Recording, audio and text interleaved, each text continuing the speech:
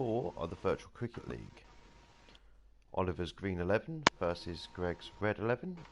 Just in the process of sharing the channel with the chat, so there we go.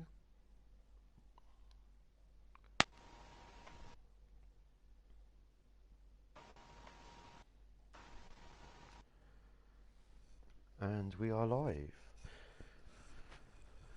For those of you that will be listening to me right now, wouldn't be listening live, Oliver, for the first time today, welcome to the broadcast. Good afternoon, Beefy. How are we? I am good. How are you? Honestly, if it wasn't for these videos, I would actually really be missing cricket. I am missing it a lot, obviously not being out there playing. But yeah, these videos are quite entertaining. But yeah, being honest, really missing cricket at the moment. I'm definitely missing cricket as well. Would have enjoyed coming over to Corby after work yesterday and seeing the first team put to the sword against SNL.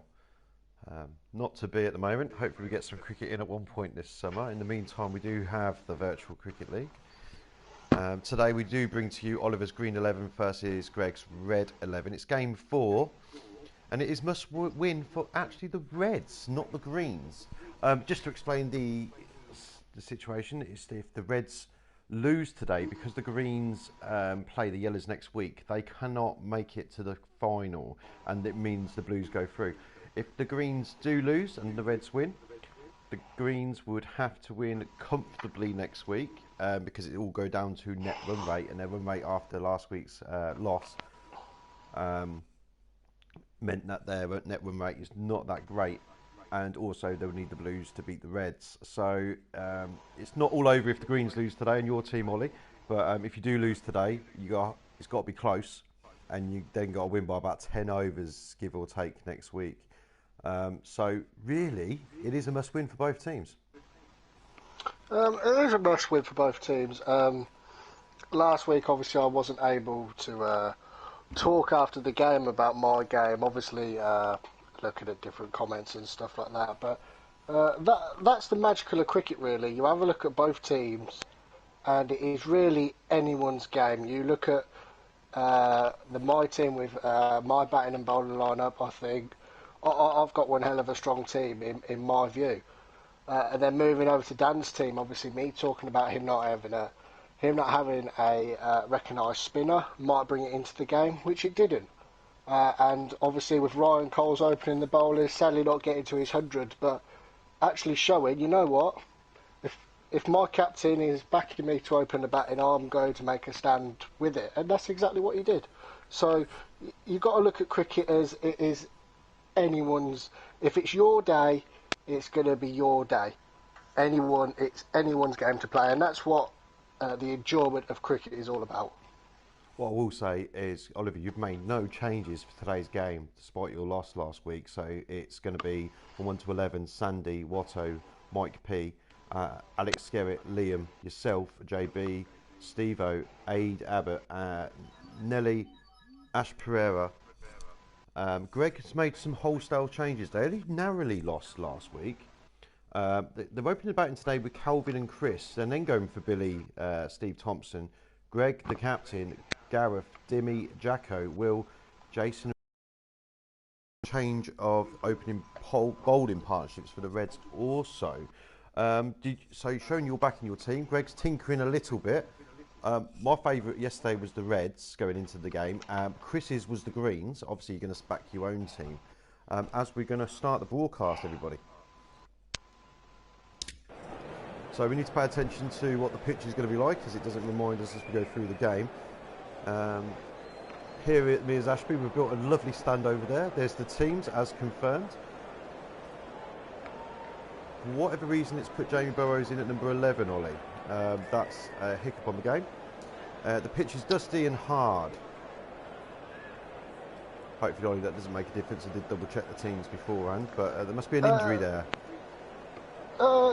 Jamie Burrows during the in-season did pick up a little niggle. His main job in my team is to be our spinner, to be our direct bowler. If I need to get a wicket, he has been working very hard. News just in from the middle. Greg's Reds have won the toss and will bat. Yeah, so like I was saying, Jeremy Burrows did pick up a niggle on Wednesday's training session, but he is fit to go today. But I think just to, obviously he played one hell of an innings last week with myself, but I think the only thing I really want to do is just take care of that injury and just get him bowling. I just noticed Calvin there practicing some left-handed drives on the screen as you open the batting with Ash Pereira. Calvin Green on strike. New opening partnership this for the Reds. Both players been promoted up the order. Short and played in the mist. So the medium paces of both Ash and Aid, hoping to bring some swing, Ollie, yes?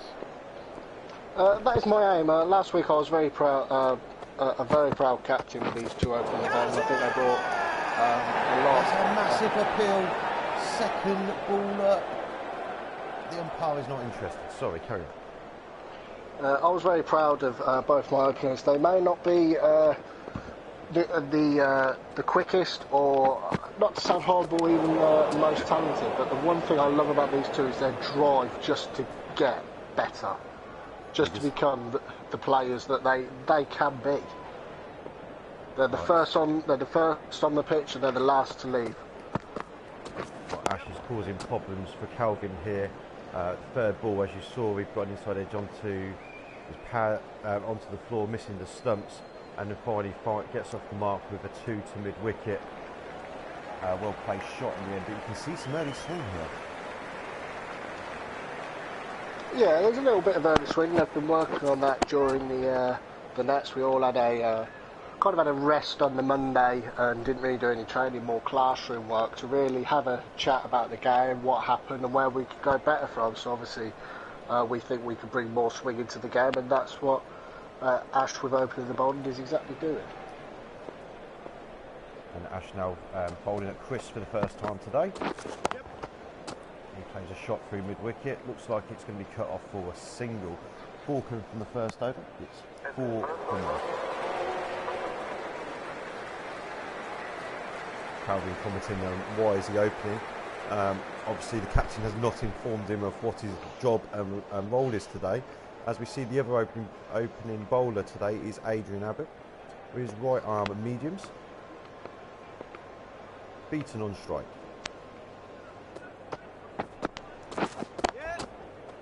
First ball hits it into mid wicket. Are they going to get back for 2? No, it's cut off for 1.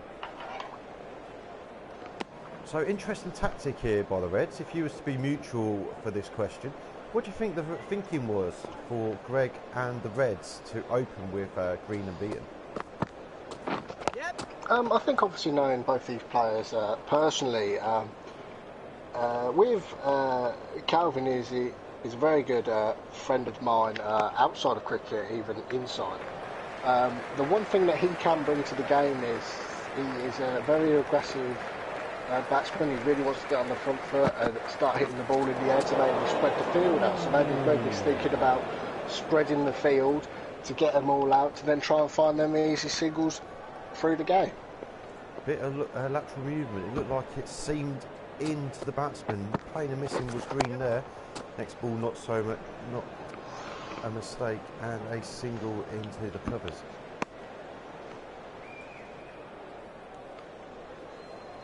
Chris opens the batting regularly in Sunday and occasionally on the Saturdays. Calvin up the order for the first time. Wait. As we see a drop ball. 4 so far coming from this Abbott over, with 1 ball left to come. If you are watching us live on the chat, please give a comment and we'll try and comment on and reply to your questions. Playing just in front of his stumps there is beaten down to the deep square leg boundary. 5 from the over, 99 off 3.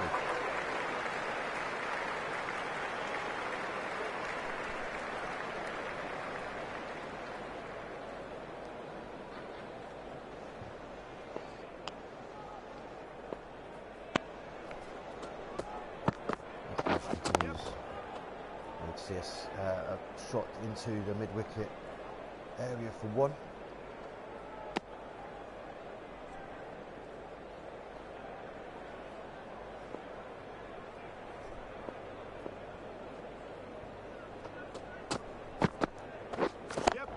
Green plays it well down to the extra cover boundary for another single.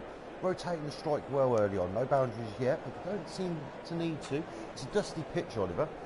Spinners will come into this game for both sides in both innings. Ooh. Both sides have got frontline spinners. As we see, a short ball.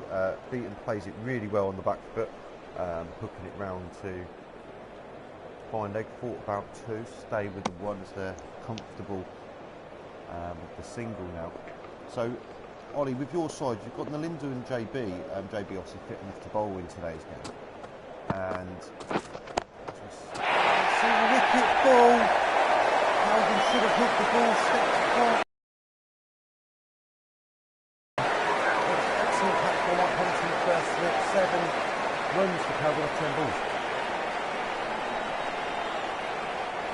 A very good ball from Ash Pereira. Something he's really been working on, trying to square the batsman up and tighten him up, not to free his arms, and obviously Calvin just trying to find some room. They'll go along quite nicely. Number 3 in the order is Billy Bruce, who walks in, got 19 last week. It's 12-1 now.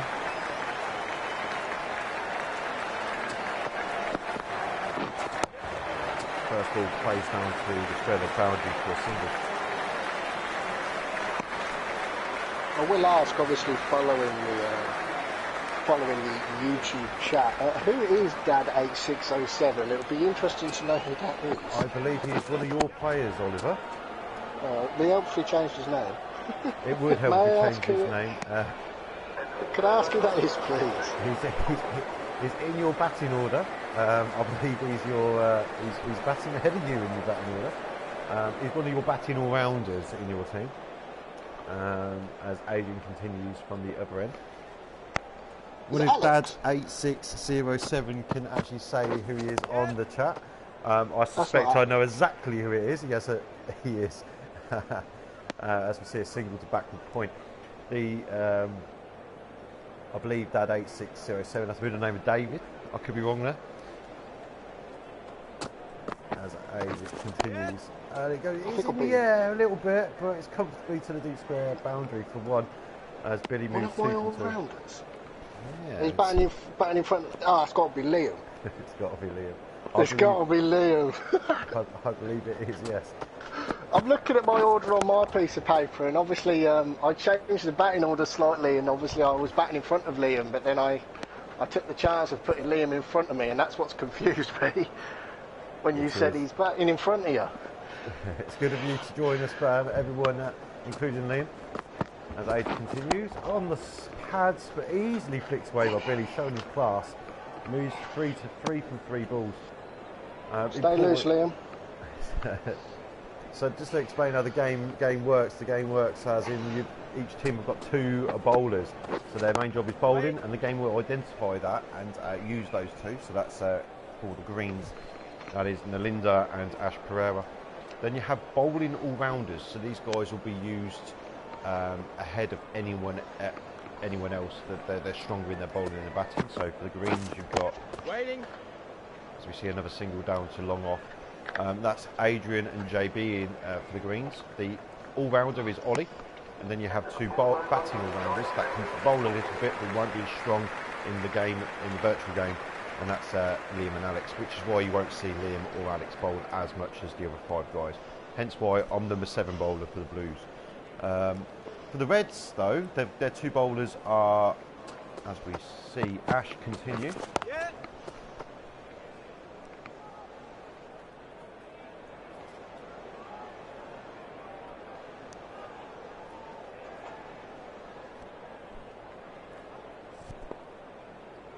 Into his 3rd over. So for the red team, their 2 bowlers are Phil and Dimmy. Ooh, hit on the plans, well outside on the stump. First ball to really trouble Billy so far. He's only faced 4 balls though, so early doors.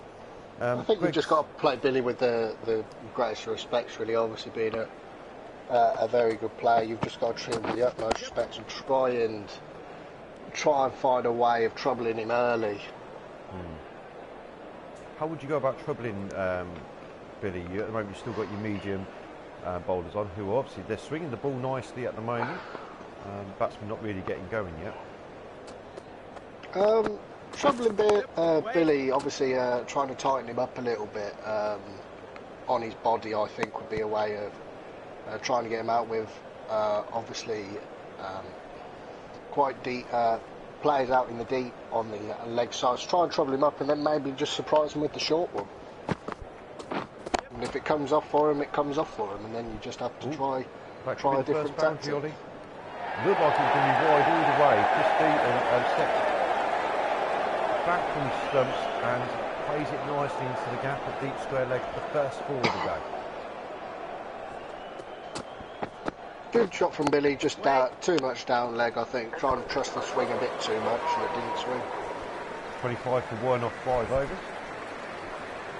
Going back to the Reds team, the bowling all-rounders they've got in their team is Jason Millard and Calvin Green, as Adrian Abbott continues. Their all-rounder is Jacko, and their batting all-rounders are Greg and Stephen, which is why you didn't see Greg last week. His strengths on the simulation is batting. Didn't realise quite how much weight it gave to it. But they've still got plenty of options with spin though, with Jason Millard being their main spinner. You would expect him to bowl 10 overs at you today, especially in the second innings, and he could be the key with the pitch being dusty and obviously wearing. Could be the reason why, as we see a single to square leg, it could be the reason why Greg won the toss, decided to bat. It is wearing pitch, it is dusty. You don't want to be facing your spinners in the second innings, especially in this, on this pitch. No, I totally agree, and knowing Jason, he's a very good player for Mears Ashby, taking a lot of wickets in his time playing for the club. I think it could play very difficult, obviously, when it comes to our time to bat, but also we do obviously have quite a long batting lineup, so hopefully as of last week, yeah, we might have struggled in maybe at the top order a little bit, had a little bit of a mini collapse, but then obviously we had the lower order that came in and kind of dug us out the hole, that gave us the score that, okay, fair enough, at the end of the game it wasn't really competitive because obviously down one with 10 wickets, but it was just one of them freak games where nothing went right for us. After 6 overs, it's 29 for 1, and as we see, there seems to be a change in the bowling. Nalinda, the right arm finger spinner. So this is our first look at spin today. He didn't take any. Well, Green didn't take any wickets at all last week. He'd be hoping for an improvement, and I think that's maybe where he didn't quite get it right last week, probably maybe. And that is just, you've got to take, in this format of the game, you've got to take wickets. The batsmen get too confident. Well, we've already improved already because we've taken one, so hopefully that will start taking a few more during the game. Wait. Oh, Mr. Finch himself, Chris Beaton, is at the crease, opening the batting, 17 from 18 so far. He's moving along quite nicely at almost winnable, where Billy's just started to get a little bit bogged down, 6 from 10. And Linda comes in and juices on strike. Waiting. And he can't get the ball off the square at the moment. I think obviously Billy might have changed his game plan, obviously losing the early wicket, so maybe Billy is looking to stay there for maybe the whole entire innings, maybe look at doing a JC innings or a Mike Gunnar-Sakara innings. He might be looking at doing that, let everyone else around him try and score a bit quicker, maybe a runner ball or just above it, with him just being backup and just scoring the ones and twos and supporting at the other end. See Chris Beaton taking yet another single. He seems to be going at a single every ball at the moment, 18 from 19 here. I hear Calvin's had a little word with his skipper to ask where his head's at for him opening. Well, you know, I think it was a good decision. An aggressive batsman up the order. He's either going to get a very quick 20-30 runs. Again, we see a dot ball from Billy at the end of the over. Nelly's first over. I think those for 3 runs, so it's 32 for 1 of 7. As we have another change. I think people need to realise, obviously, being the four captains that we have, myself, Dan, Greg, and Ben. It's quite a difficult job to obviously not say try and keep everyone happy, but try. Apparently the note has been taken and Greg will bat Calvin at 11 next week. Can we confirm this, anybody? As we see a single to the cover, 6 coming from the first 5 balls. There's 1 ball left to play. It's Chris Beaton on strike. He's now 19 from 22, but he's now moved on to 12 from 15. As Burrows runs into bowl, or should I say walks into bowl. There's a massive appeal there. It did sound like a lot of batting bowl. Did it? That's first on his foot. Umpire's not interested. 60 over 38 from 1 off 8.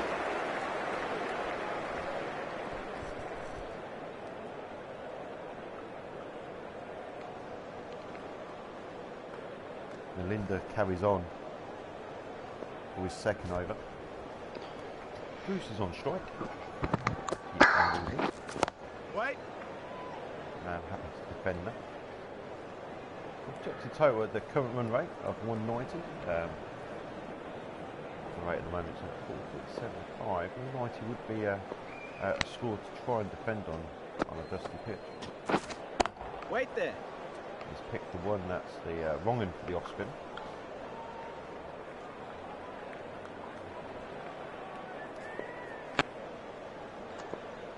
I believe there's been a transfer request just handed in. I'm afraid the transfer window's transfer window closed just before the first game of the season, as we see a single into the vacant mid-off position. I'll trade you for a washing machine. As Melinda continues the bowl, now beating on strike. Is that allowed?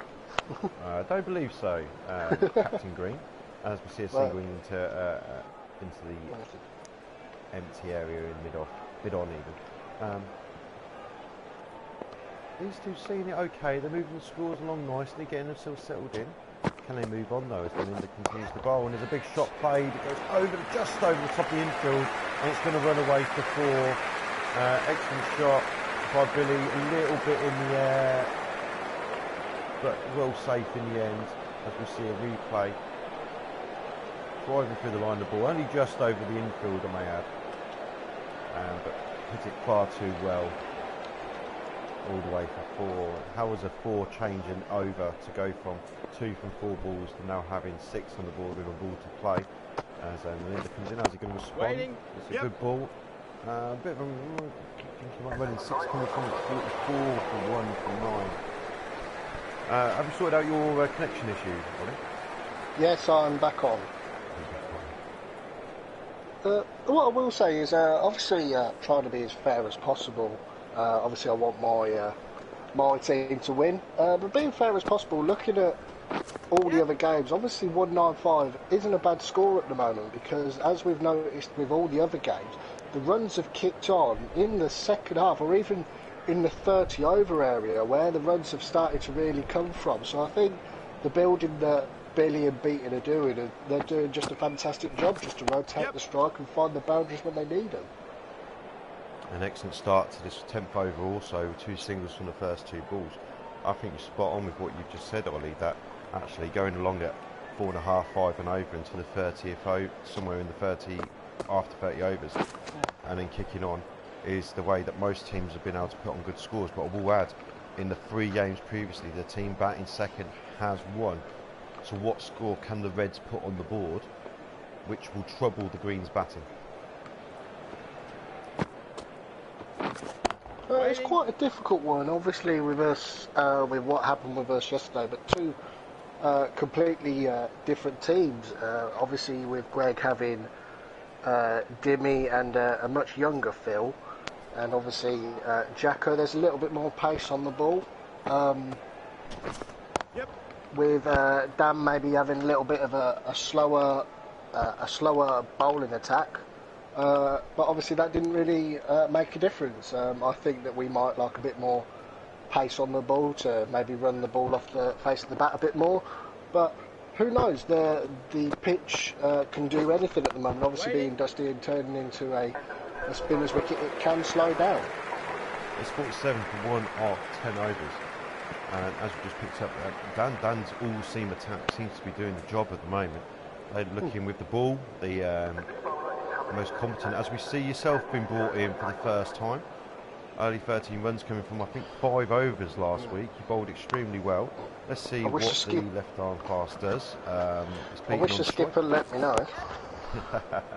Just loosen my shoulder up a little bit, yeah. Feel the hammies going. Feel the hammies going.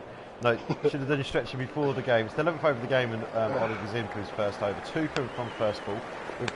I've just noticed that the confidence bar on Beaton has turned to green. He's looking in good nick at the moment. It's 24 from 30 balls. Billy's on 18 from 22. Good time to come on, Ollie? I think a good time, obviously, with our 2 medium pace bowlers opening, with them bringing on 2 spinners, maybe trying to bring myself on while I'm running in, trying to maybe rustle up a few feathers and try and tempt them in a shot. It might make them a bit uncomfortable, or even be nice just to bowl them. He's Beaton still on strike, 4 call. Yep. He opens his arms a little bit. There is a gap there. Is the fielder going to come round? Oh, excellent fielding by the looks of it. His foot was close to that rope, but in the end it was an excellent bit of fielding. The umpires have decided that.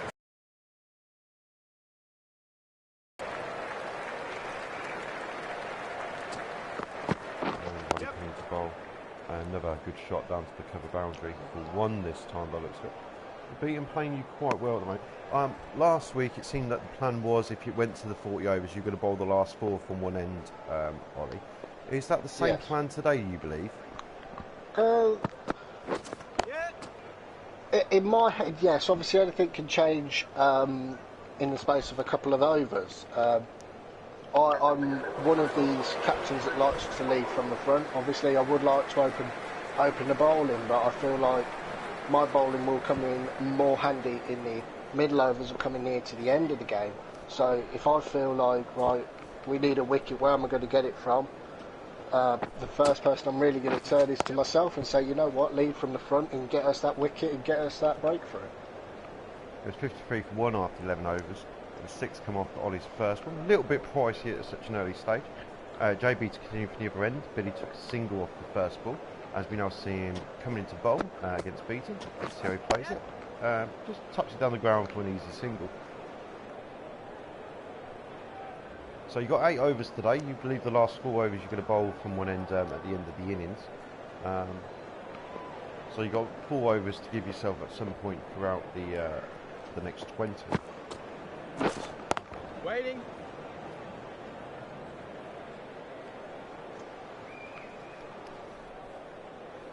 I'm just going to refer to the chat to see what is being said. Mr. Fince reckons he's going to get, for those that wasn't on the broadcast yesterday, Beaton the third. There's a switch hit in the air, quite a while, 1 bounce, safe in the end. Don't think that's where Billy wanted to hit that ball. Wonder how James will respond to that, but he's bowling at Beaton this time. Going back, so Mr. Fince believes he's just going to get a flash 20 or 30. He's on 28 runs at the moment. He's actually doing really well. I think he looks quite comfortable.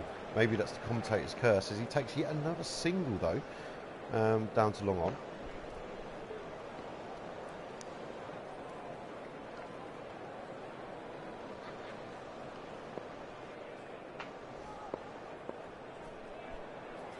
Now Burrows in against Druce.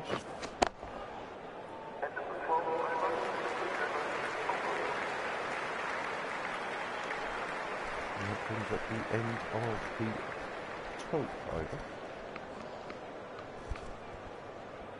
57 from 1.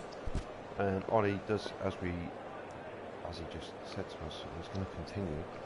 Beaton on strike, looking comfortable. Plays and misses, goes through the gate, well outside off stump there. Looked like he tried to drive it down to the cover area. Was onto the ball too quickly. 4 fielders on the onside and inside the ring from point, cover, extra cover mid-off as Ollie bowls to Beaton. And he taps it into the leg side where there's lots more gap for mid-wicket. The only guy in the ring on the leg side cuts it off quite easily. You've got a long on, a deep square leg, a fine leg and a third man also as Ollie comes steaming in. Yeah. Good ball hit into the gap between mid-wicket and mid-off for a single. Interesting to see what field placement he's going to put in place for his bowling against Druce. He's gone for a mid-on, long off, quite a wide long off, almost extra cover. There is a guy on the cover, deep point. There is a gully, third man. Yep. And it's played into the extra cover area. The guy at long off runs round and they get 2. Going back to the field and there's a square leg. Guy on the 45 and like a deep mid-wicket. There's Ollie steaming into Druce again, who's moved. Yep. And there's a hook shot over the top of the guy on the 45. No, in between the guy on the 45 and the square leg. They managed to run a comfortable 2 in the end. Played it a little bit early, but he gets away with it. And the crowd enjoyed that one. It's because it's a 50 partnership from 61 balls. Just testing his helmet out, see what it's made of.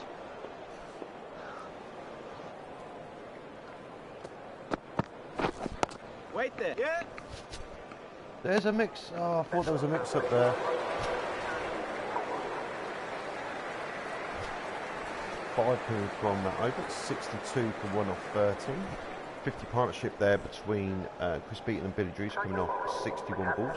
As we have a change, then Linda early was out for a few overs. He's back in for his 3rd over for replacing Jamie Burrows. He bowled 3 overs in his previous spot.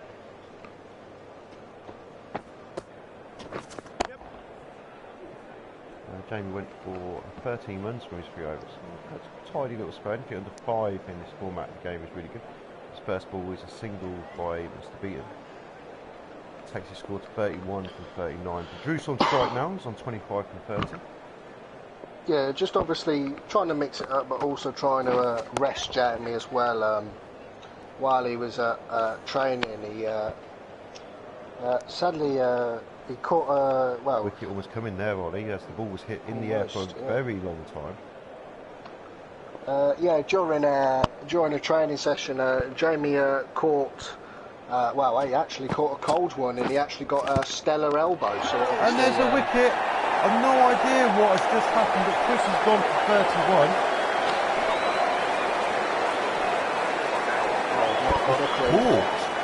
He's caught behind, a bit controversial in my opinion.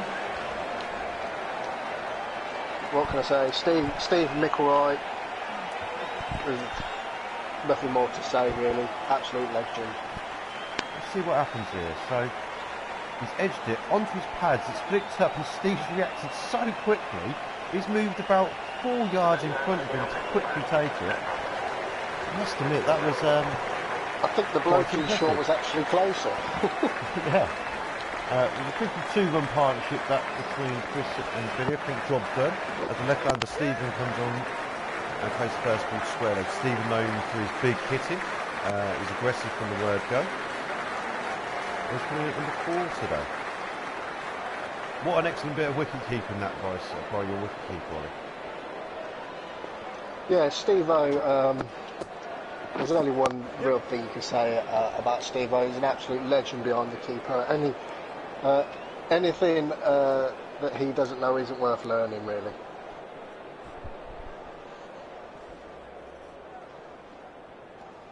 Change of bowling working here for Nelly, thanks to a fantastic bit of wicket keeping. Chris just got a little bit tangled up there, but he hit it against his knee. As we see a sort of slog sweep out of the bag, is the guy going to get round to sweep it? He does. Just excellent bit of fielding there. Someone had to come around to help him out as they pay attention to the fielding as they run 3. 7 coming from it in the end. It's a bit of a pricey over, but they did get that by a scalp of the open Chris Beaton. 69 for 2 or 14, Ollie. Yeah, a very good over. Obviously, a few runs coming off it, which obviously isn't really a good thing. But we've got the we've got the wicket of Beaton to obviously now hopefully kick-start. Sorry, Ollie, that was interesting, as there seems to be like an inside edge onto his pads. There was a lot of noise there, but it was a dot ball in the end. I think Stephen just needs to be a bit careful because obviously I've already got him out once in the I think it was a Sunday Cup, obviously playing against him. So obviously he's just got to be a little bit careful and see if he can try and get his revenge for him. Ollie steaming into Bruce. Wait there. Yep. Ooh, thought about running, changed their minds as it's a dot ball. Looking on the chat. Ollie wants to take Calvin for a transfer. Unfortunately, you're not allowed to do that. As he comes steaming in against Drews. It's worth a I try. can rest. I was trying to rest Oh, myself. what a shot that was. Way above his head, hits it into the space between goalie and slip, but only for one because it went straight to the guy at third man. Oh, they didn't take a run after all that. It went so quickly, the batsmen changed their minds. I do apologise.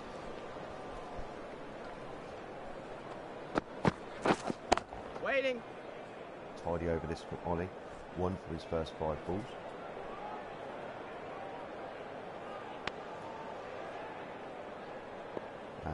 Billy commenting, it's about time that he scores run. His confidence bar is green, 27 from 35. He's on strike at the moment, can't get Ollie away. And, oh, that's a chance! I'm sure there was an edge there on that last ball, but the wicketkeeper didn't quite gather it. It did go in a weird direction. Only one coming from an excellent Ollie over. 70 for 2 from 15.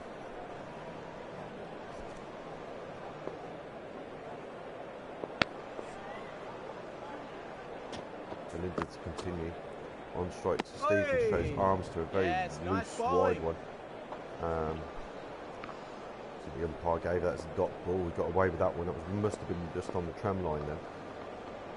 Coming in against bowl at Stevens, just in 5 from 5. Yep. There's a lovely drive through the covers for a single.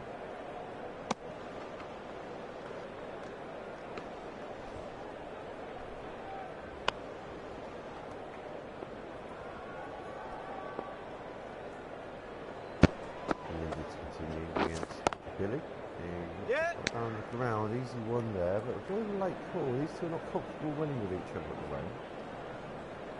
Billy moving on to 28 from 37 balls.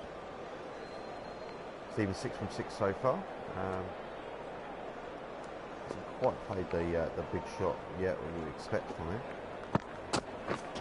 Switch hit in the air.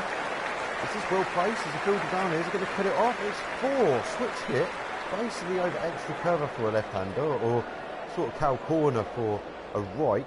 It goes all the way for 4, Ollie. What do you make of that? Quite interested playing it early. Obviously, he has got away with it. Obviously, trying to ruffle up my bowlers and try and mix it up. But I think maybe he might get a little bit cocky with it and try and play one too many.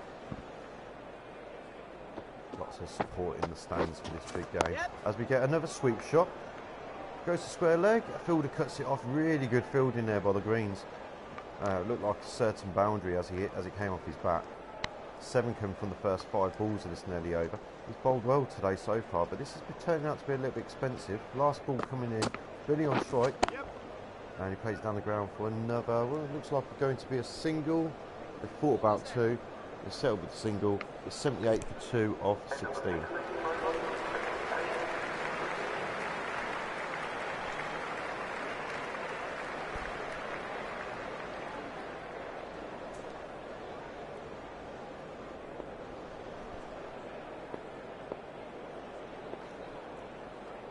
Wiley coming in to bowl his 4th over against Billy. Troubled him last time. Straight on the back foot. Lovely hook shot into the fake mid-wicket area. Looks like they're going to run 2.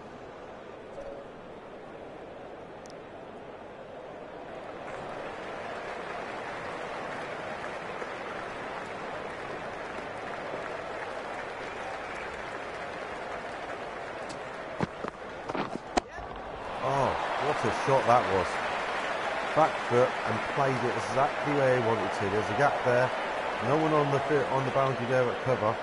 4 runs as we see a replay. And he's just getting a little bit short to Billy. He likes it on the back foot here. Loads of room, and he could put it exactly where he wants. The guy at cover is in close and not on the ring line.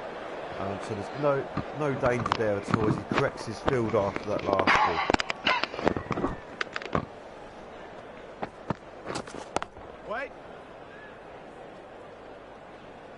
Ollie ramping up the speed, 86 miles per hour now from the left arm quick.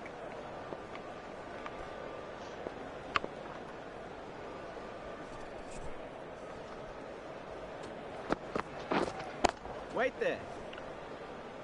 These two moving along quite nicely. They've only been at the crease for 3 overs and they've already scored 20 runs. Exactly what you want when you after your opens go out. You want your number 3 and 4 to slowly accelerate the innings, and they've done exactly that, Ollie. Yeah, they're doing the job for the team that obviously Greg has brought them in for.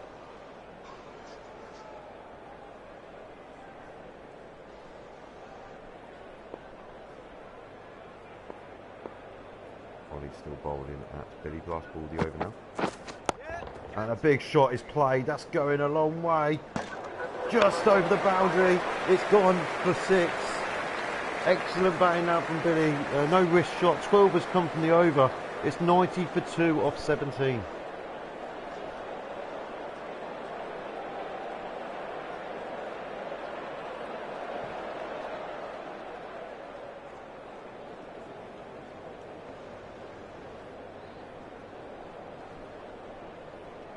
And Linda's going to continue into his 5th over.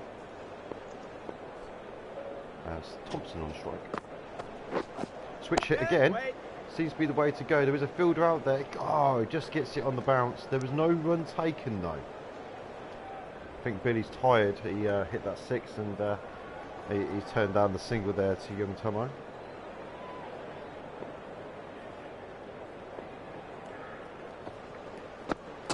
Linda bowl to Stephen. And it's another dot ball as he just plays it into point.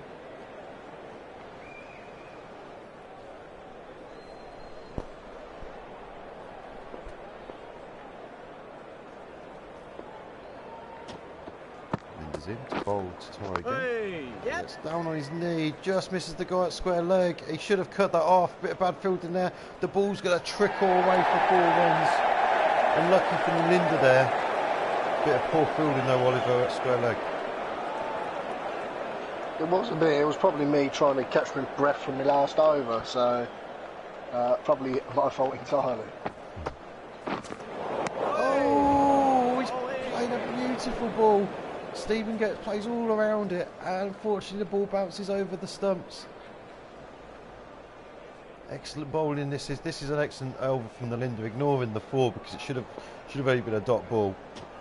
Comes into bowl at Stephen again. Can he get his wicket? It's an excellent battle so far. As the battle continues, I don't know whether to run or not. How's the Linda going to finish this excellent over?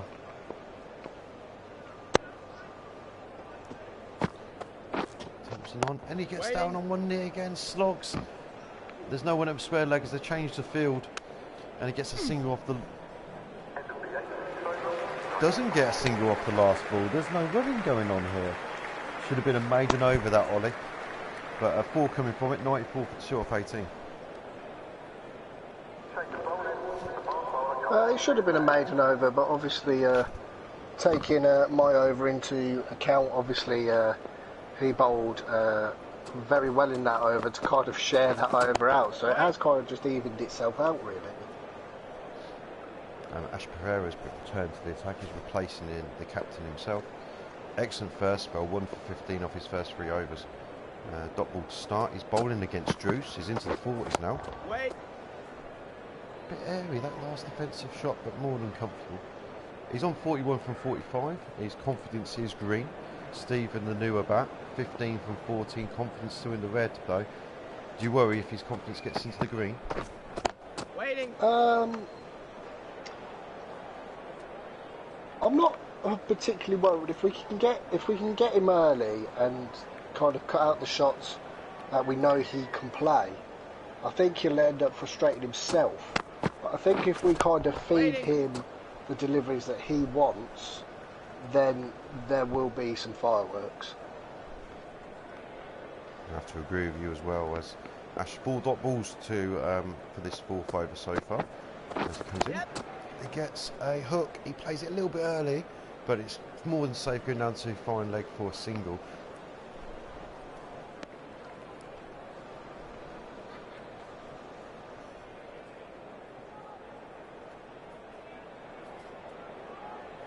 Stephen in on strike as Pereira runs in. Bowls. Yep. Bit edgy, but through backward point where there's no one there for a single to the boundary. 2 from the over, excellent over. The Greens now bringing the game back after a couple of expensive overs. 96 for 2 off 19.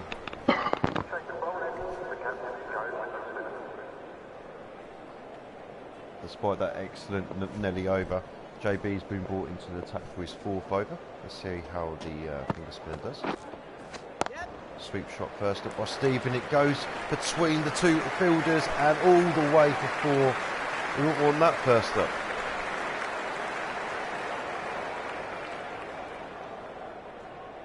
With that 4, the Reds bring up their 100 within the 20th over. See a replay as the fielders had no chance of recovering that ball. Looking good for a score of well above 200 here.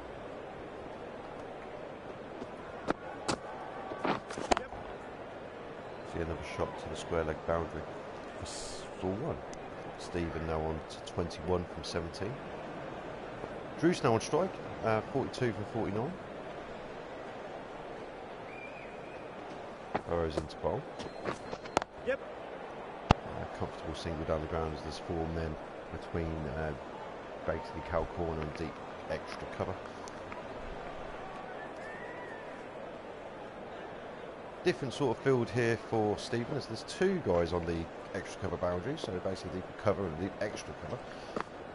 As he comes into bob, and he plays it into the leg side. No, could have got a single there, but they weren't going to risk it as there's a guy at mid wicket and mid on. Ball went in between the 2, but easily cut off. Seems to be a deep square leg, guy on a 45. Kind of like a deep gully for a spinner, really. As he comes into bowl to Stephen. Drives it down the ground for 1 to long off.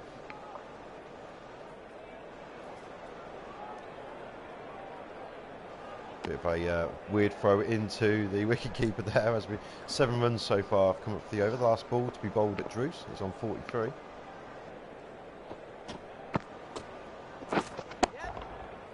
That's an excellent shot, but only goes for 1 as the fielder will get round. It's 104 for 2 off 20.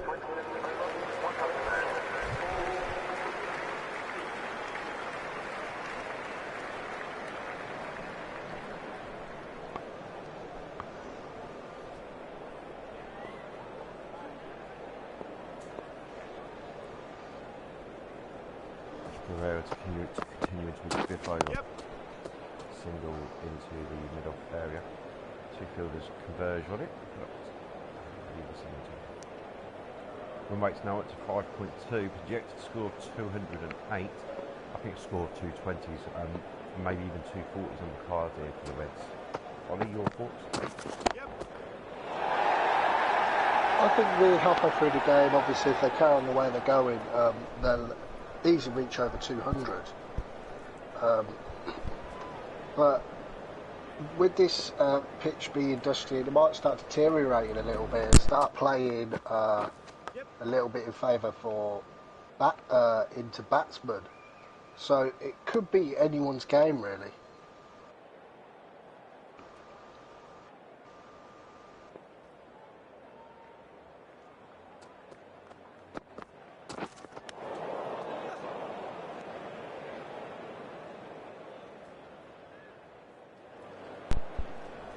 The game is definitely poised as we see a interesting take by the keeper. As we see a massive shot, it's in the air, it's still in the air. Is the fielder going to get round? He doesn't quite get there. Really lucky to survive that one. Takes a single though, moves his score on to 46. Trying to play over the top, completely mistimes it. Oh, the last ball, an excellent shot by Stephen. There's no one in that area. 2 fielders going to have to try and get round and cut it off. They should be able to do it. There's a flick back. Running a lot of runs. Stephen lapping Billy here. And it looks like a 6 from the over, 110 for 2 off 21.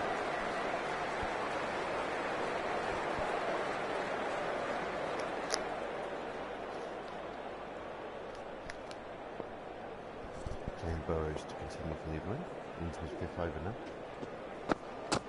Thompson on strike, gets the sweep out again, and they're waiting. I would thought it would be an easy single to the boundary.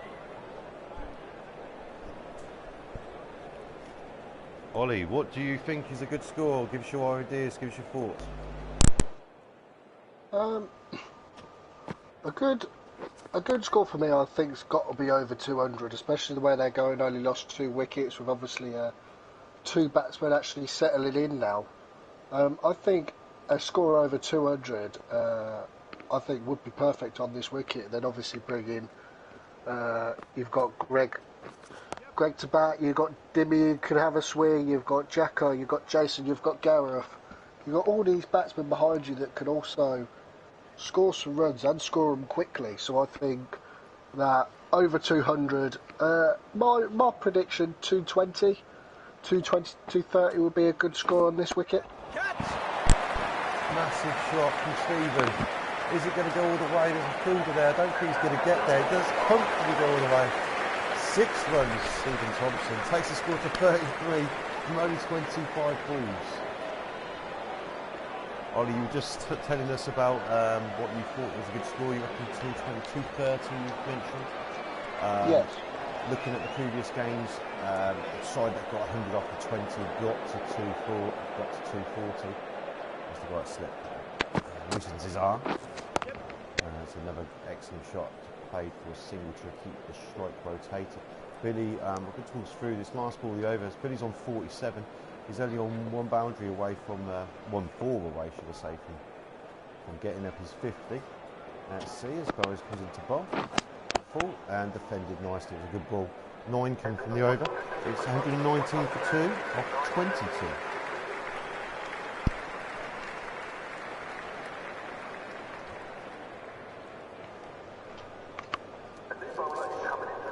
Change of the bowling. Adrian Abbott replaces Ash Pereira. Adrian coming in for his 4th over.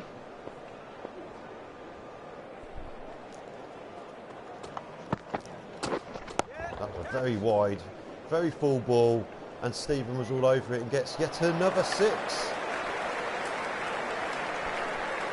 He's putting his foot down now, Ollie.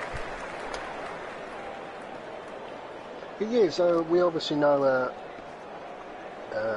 Stephen. This is the way that he plays. Obviously, I believe he was Greg's first pick.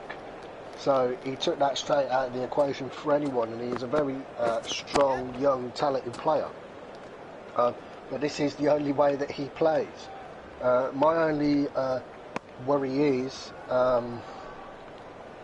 will he change his game plan if there is a mini collapse at the other end? Or will he just carry on? Waiting. What he's doing at the moment seems to be working for the red team. Billy is on strike now, hence why I just cut in.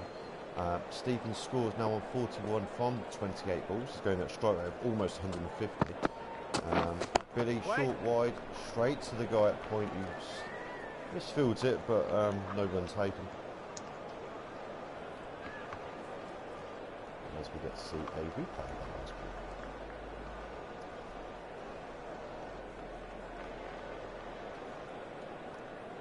Definitely didn't reach Goodall there.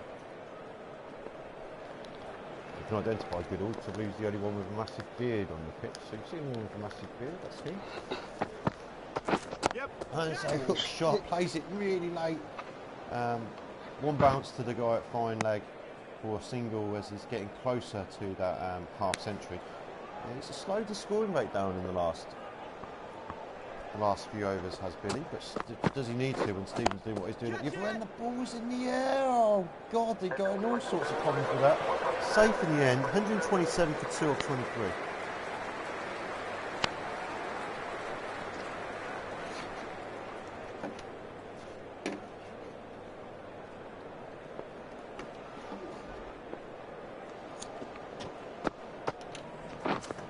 Wait.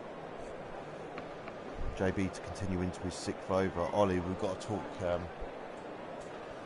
relatively serious here. These two have built up a really good partnership. It didn't display it on the screen, but they're on 63 runs they've now got for this partnership. So they would have got it with Stephen's 6 that he hit 2 overs ago. It's an excellent partnership so far. How would you go about breaking it, Ollie? Are you there? It is a very good question. Both of them are doing a very good job for Greg's team. Obviously, both in the 40s. I think the only way of really breaking the partnership is really for the last couple of overs has really been struggling with Ash and Adrian, maybe just the slower pace. He seems to be comfortable with the spin, but he seems to be struggling just with that medium pace area. So maybe keeping them on. He has lobbed a few up in the air. With Stephen, he's played an absolute brilliant innings, obviously hitting some few sixes and being very entertaining, but I think for Stephen it's only going to take one more ball that he thinks that he can hit out of the park that won't go to get him out. He has got a few times got a bit close, chipping them up in the air and just falling short of the greens. As we see a single taken down, 2 runs taken down the ground by Billy, who moves on to 50 runs.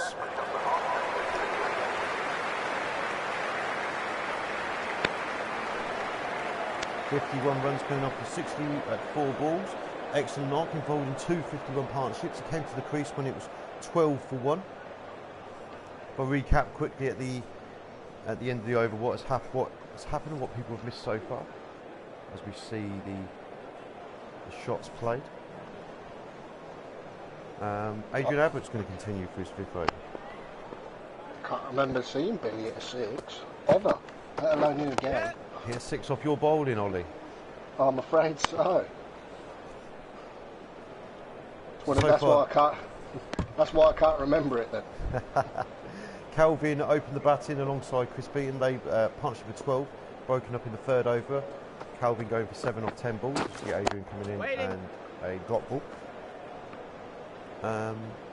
Billy and Chris Beaton got a partnership going. They got a partnership of 50 from 61 balls. 11 overs where Chris Beaton went for 31 off 40, caught by Steve Micklewhite. Excellent catch off that. Nalinda's bowling. Yep. Oh, it's an edge, faking gully area down to 3rd man as Billy moves on to 52. Can Stephen is on 43, accelerating and get his 50 in this over? It's possible. Yep. And he plays it into the back of square leg area. It's a bit of a run round. They're going to get 2 for their trouble. This partnership so far is come together on 64 for 2. 73 partnerships so far. Stephen's still on strike 5 away from his 50. Tries to guide it down to the 3rd man boundary. Cut off by Gully.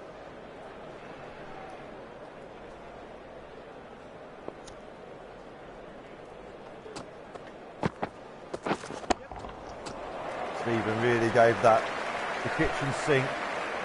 Past mid-wicket, goes all the way for 4.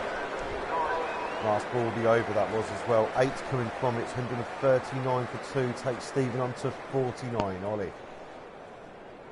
A very good shot from Stephen. Like we said, we give him room where he can score. He will not hesitate in getting it. JB to continue with his 7th over. Comfortable single taken there as mid-wicket will have to go round to cut that off. Billy's now on 53 from 67. Stephen on strike. Is he going to get his 50? JB will do everything he can to stop him from getting there. He comes into bowl. It's a good ball. And it's played. Oh, I thought it was going to bounce over the head at square. The guy at square leg. It looked like Ash Pereira.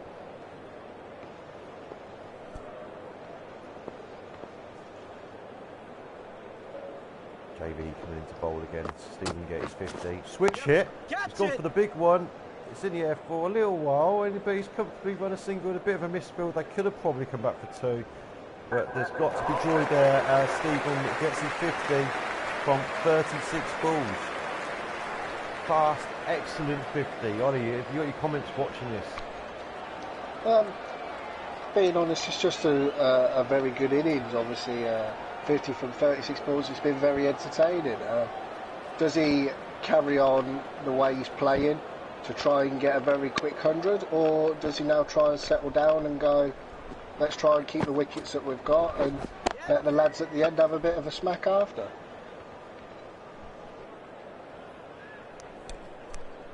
He's done exactly the job that his captain would have expected from him as JB continues to toll.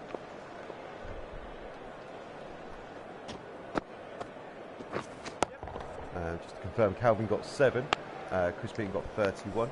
It looked controversial at the time. I didn't realise, I thought you edged it in the air and the keeper took it before the ball had moved past the stumps, and I didn't realise what exactly had happened. It looked controversial on replays. There's nothing wrong with it. It's just an excellent bit of wicket keeping. As you see Billy pull out the big shot, 6 over square leg. He goes all the way. What a shot that was. 10 company over. It's 149 for 2. That shot, Ollie. An absolute brilliant shot. I think a little bit short from the bowler, and obviously a little bit leg side to let Billy free his arms up to play. Second 6 from Billy's Druce's. Sorry. Yeah, it is the second 6 from Billy Druce's innings, even though we've just seen a wagon of Stevens 50.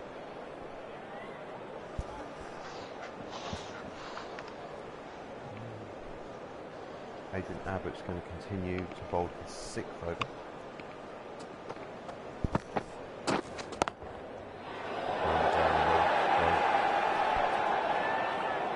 Ball stopped that by Adrian. The projected score now is 2-2-9, Ollie, with 14 overs to go.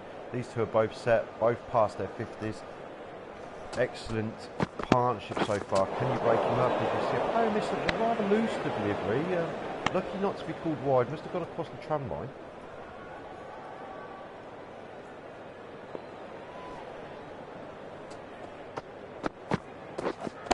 Wait.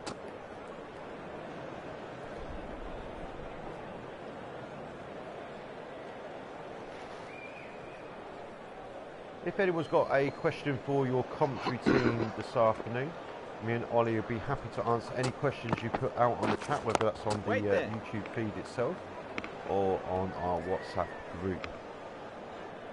If you're listening along and you want to be added to the WhatsApp group, just put a message in that you want to be added and we can add you in, as we see Adrian bowling well so far for Stephen, who's been free scoring, been a bit knuckle tied down in this over. Finally gets a single down to deep extra cover.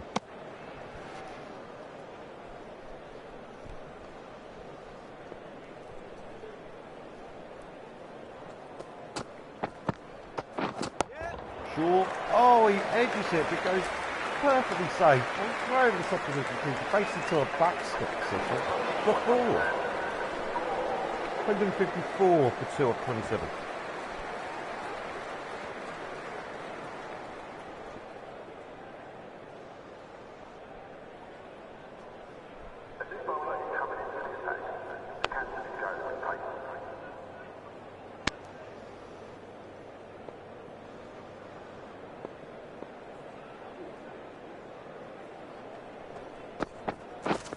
Oliver's back into the attack, and first ball gets the kitchen sink treatment, goes all the way for 6 from Stephen Thompson. Ollie coming back into the attack a little bit earlier than we did anticipate. We thought he was going to bowl the last 4 from one end. Nothing wrong with the ball, it's just excellent batting, and when you have the power to hit it that far, why not? Yeah, very good shot from Stephen. I think from myself a little bit wide, obviously a little bit of a loose delivery just coming back. But yeah, as soon as you can free your arms up, take the whole kitchen with you.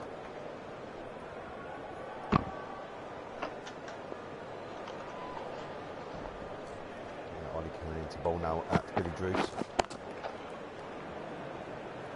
I don't think there's anything wrong with the bowling. 92.4 miles per hour there. Bowled. I think you bowled 3 good balls so far, Ollie. I think the first shot, 6, was just an excellent shot by the red number 4 as you come steaming into Billy. Let's see what you bowl this time. Yep, It's up there. He gets in there, all sorts of a mess. It sounded like a lot of batting bowl, because short of pace and the batsman was onto it too quick. Umpire agreed with me that there was nothing there. Interesting field set also, mid-on, mid-wicket, square leg. Deep square leg, you've got a gully as we come into goal. And it's short, pulled, down to fine leg. Looks like he's going to win two. Stephen's going to lap him. We could probably come back for three here and Billy will still be at the wrong end. But they ran two. As the umpire signals, that's his one for the over. Go back to the field setting. We've got deep cover, deep extra cover, long off, and a third man. 9 coming from the over so far, and it's short. Comfortably ducked underneath. 9 from the over. Oh, sorry, you'll have 2 in an over. I do apologise. 163 for 2 off 28. Ollie. I was going to say an interesting over from myself. Obviously, I don't know if you can see the YouTube chat, but Calvin has come up with a few questions if you want to start us off. Okay, well, I'll refer to the YouTube chat as Adrian carries on. Single first ball from Stephen. Brings up 100 partnerships from 88 balls. What partnership these two are having. Billy Goose and Stephen Thompson. Stephen doing most of the big hitting here as Adrian continuing Billy on strike. See a single taken. Let's have a look at the chat. When do you see us playing this for real? I'm not sure if all the 22 players playing today will be available at the same time.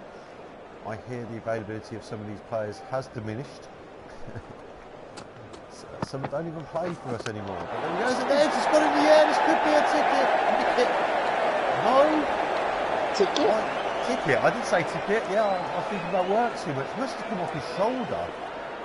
Sounded a bit batty, but the umpire says no, just run for the over. See the next ball, Stephen in retaliation hits it over the infield for 4 into the cover boundary. When do we see this playing field? I assume that Calvin was referring to when we're going to get out on the actual field itself. The honest answer is I don't know.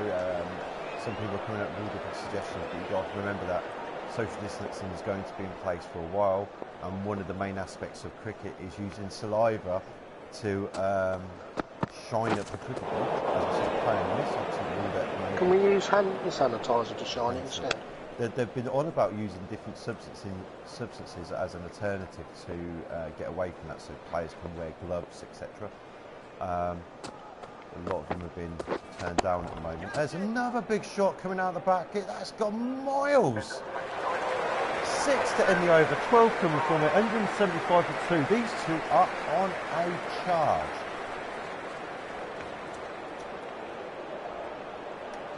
So going back to Calvin's question about when we're going to play for real, everyone handles a cricket ball, and so if cricket's going to play and there's still social distancing and all this stuff about can't be in contact with each other, cricket in its current form is extremely unlikely in my opinion. Ollie continues into his 7th over by his ball. Oh, played a miss over the top of the off stump. Excellent ball that from Ollie to start his over. Yeah, so there'll have to be some changes to start playing some cricket, but all I can do as a club secretary and the person that's currently looking after fixtures is that as soon as there's any chance of playing cricket, is to contact other secretaries of cricket clubs and get as many cricket games on as possible. Short, pulled in the air, but comfortably safe as Billy goes on to 68 from 78 balls. Stephen now on strikes on 70 from 49. This is a very quick 70, and he's playing some extremely good cricket at the moment. As Ollie got going to have an answer. Let's have a look. Short, and he steps back and hits it into the offside. We'll see. So the honest answer is I don't know, but we're going to be prepared for every scenario. Next question. And can we vote on man of the match 2? Yep.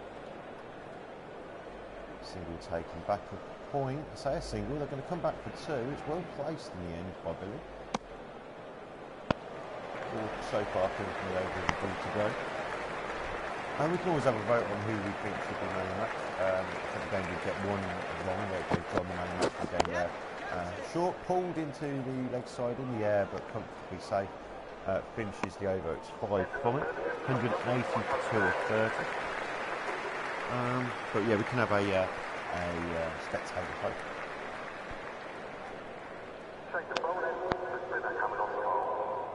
Whose teams do you think's doing the best so far? Ollie, would you like to have a crack at answering that as Alex Skerritt comes into the attack? Obviously Dan's team is obviously 2 from 2, playing very well. But looking at all the teams, all the teams bring something different to the game, so it can be literally anyone's game. I do agree with you so far as Alex starts with 2 dot balls to Billy Druce on strike.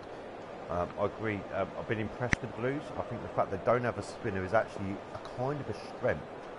Yeah, they will struggle on turning tracks where that's how you're going to take wickets, but I was really impressed with how both the Reds and Yellows played last week. I thought their game was excellent, and there was only one man difference in the two sides, and that was Mike G. I was actually really impressed with the Reds bowling. Oh, there's an edge, and it's taken. They have the breakthrough, and it's Stephen Thompson.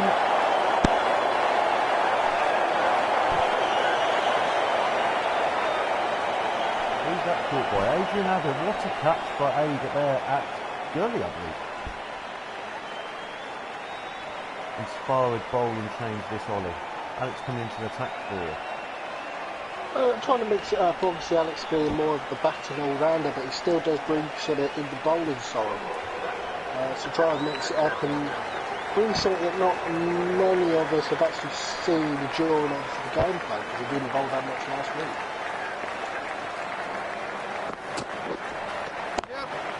First ball to Greg, and he gets down at 1-0 and sweeps it into the leg side, and he gets off the mark.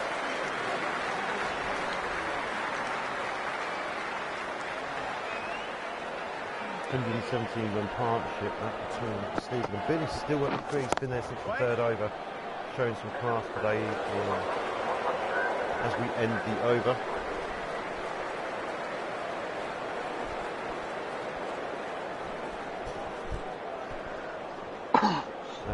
Tidy over that from Alex, 182 for 3. A very tidy over. Very tidy over. You continue to bowl your 7th over now.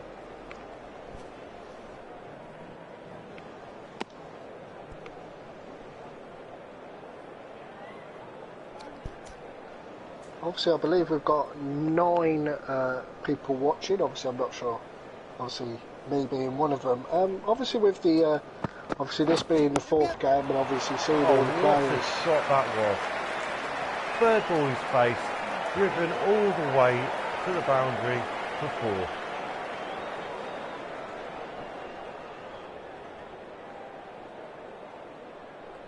See a replay along the floor pretty much the whole way. No one's going to stop that. Krish was running around to try and cut it off, but he was never going to get there. 5 from 3 balls, Greg. Like I was saying, obviously the people who are watching, this is obviously the 4th game of the Virtual Cricket League, and obviously you've got a little bit of a taste of all the players that are in it. Why don't you put down obviously in the WhatsApp group or the YouTube group, and actually tell us what your 11 would be if you were in one of the captain's shoes. Tell us who you would pick. Greg dried the ball down to 3rd man for a single. Yeah, the best team so far has been the Blues. I don't think anyone can get past that to win so comfortably by 10 wickets in the 1st game, and yesterday to win by 5 wickets. It ended up being a comfortable result for them. They're the team to beat. They look like they're in the final. Only some freak results would actually stop them getting into the final now. I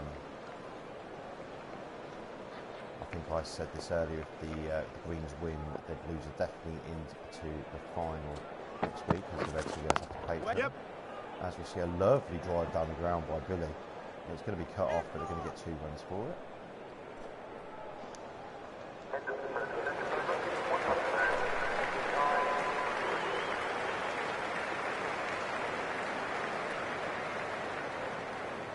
Beefy, I can hear you over the crowd noise.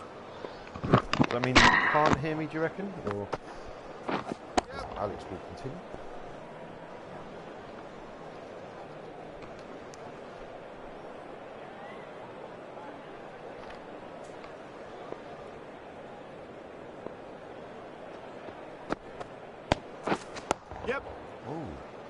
Takes that away very fine for single.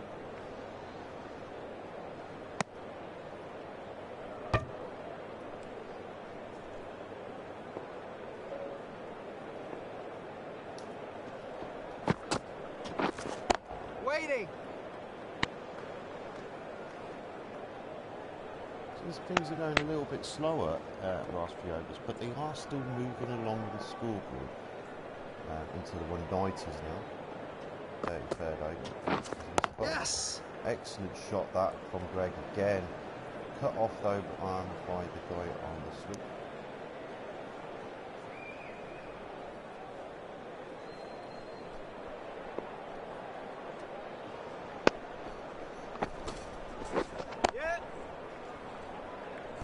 Can't be heard over the crowd noise when they hit a 4 or 6. Can't change that unfortunately mid-game, except to get my microphone a little bit closer to my mouth. 4 so far coming from this scare it over. Greg is on strike, he's on 8 from 8 I believe.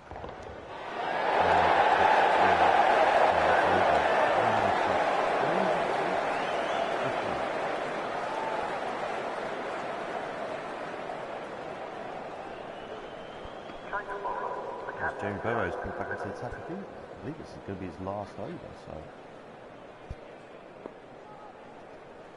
Objective score at the current run rate is 233. You'd expect his company to get to 250 now.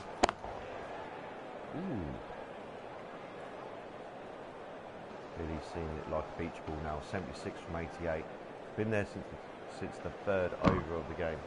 12 for 1 when he came to the crease.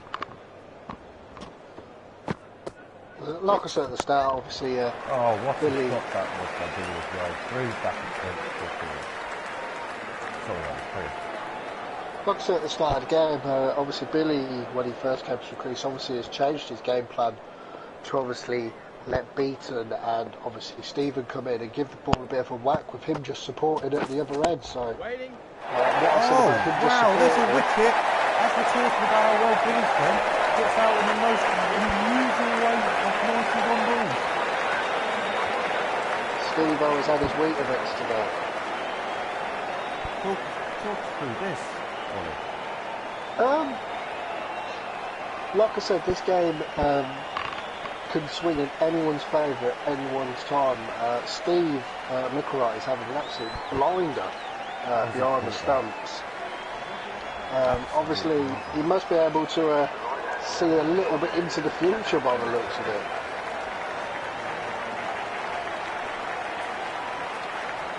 We've got 16 runs for that partnership there between Greg and Billy. Billy's done his job, you would say, as Gareth comes into the attack in the very first 4 hits at the line point for 4. What a statement of intent by Gareth.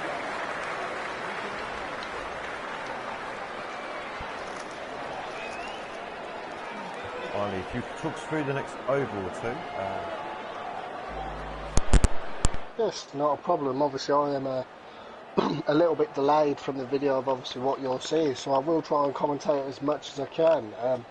I am obviously on the feed as well, so if anyone does have any questions to ask, please just post them and it'll be brilliant to ask.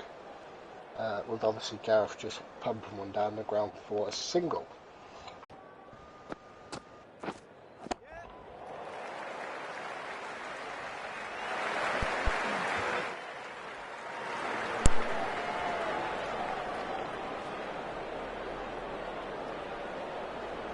We see a replay of Gareth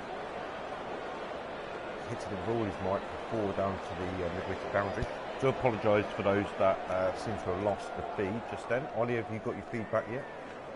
I am just trying to get a feedback. At the moment it seems to have stopped halfway through Jamie Burrows is over.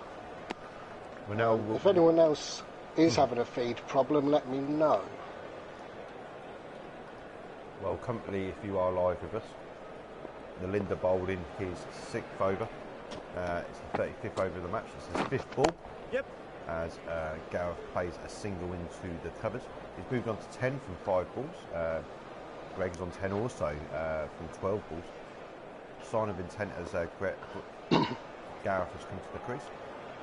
Greg is on strike, 6 coming from the first 5 balls. Let's receive the last ball of the over bowl by Nalinda. Yep. It's a little bit in the air.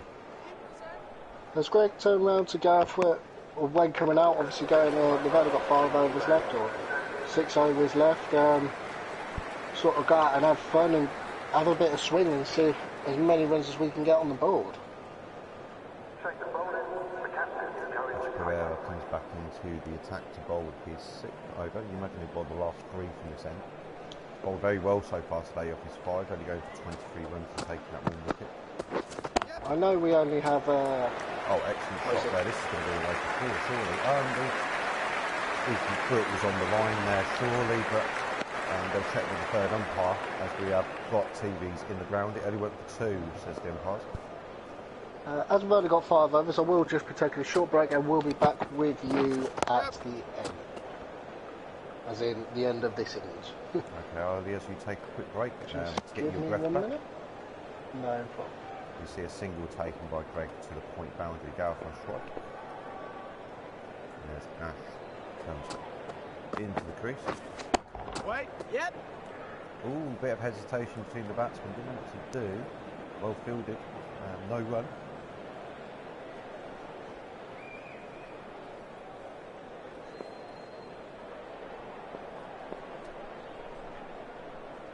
Ash coming in again.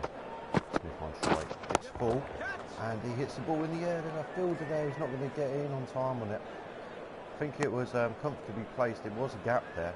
Didn't try and overhit it. Moved on to 11 from 7. Reese now on strike as Pereira gets to the crease. Wait. Plays it down, but the guy middle cuts it off. So no run taken.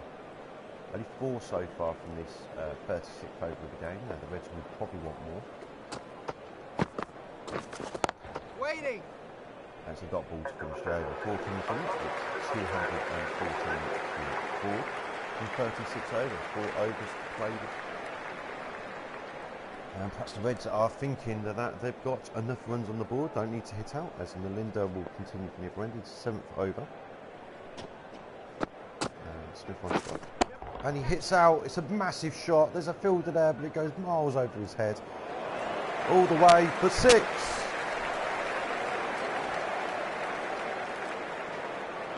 See a replay here as Nalinda. Nothing too wrong with the ball. Hits one of the footmarks that Ash has been producing at the other end, but not much turn on the ball. And Smith is all over that. He's now on 17 from 8. His confidence is already in the green. Here comes the ball against him again. Sweet shot from Gareth in between the 2 guys in on the leg side. It's going to go all the way for 4. What a start of it, and what a motion of intent from Smith. 10 runs from the first 2 balls of this over. You can see the pitch is wearing here. The Reds spinners will be licking their lips. And the ball's full, it's wide and it's full. Smith plays it all the way for 6. This is carnage now. 16 runs coming from the first 3 balls of Nalinda's over. Mistake to bowl the spinner at the death, you would have thought, but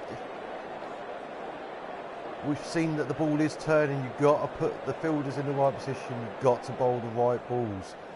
The fielder again in that particular area, but it was never in doubt he's going to go all the way. What response we're going to have? He shields arms to a ball. Bit of chirp there from the guys on the stump mics even. Yeah, 27 from 11 as Nelly gets to the crease. Bowls the ball, it's on the stumps, it hits himself on the foot, the ball doesn't go anywhere. Steve-O picks it up, it's going to be another dot ball. It's a bit better, this is from Nalinda, better lines, better lengths. Let's see how he can finish off with this over, which has been carnage. Wait. And it's a dot ball to finish, 16 coming from it, 230 for 4 off 37. We anticipate that Ash is going to continue from the other end.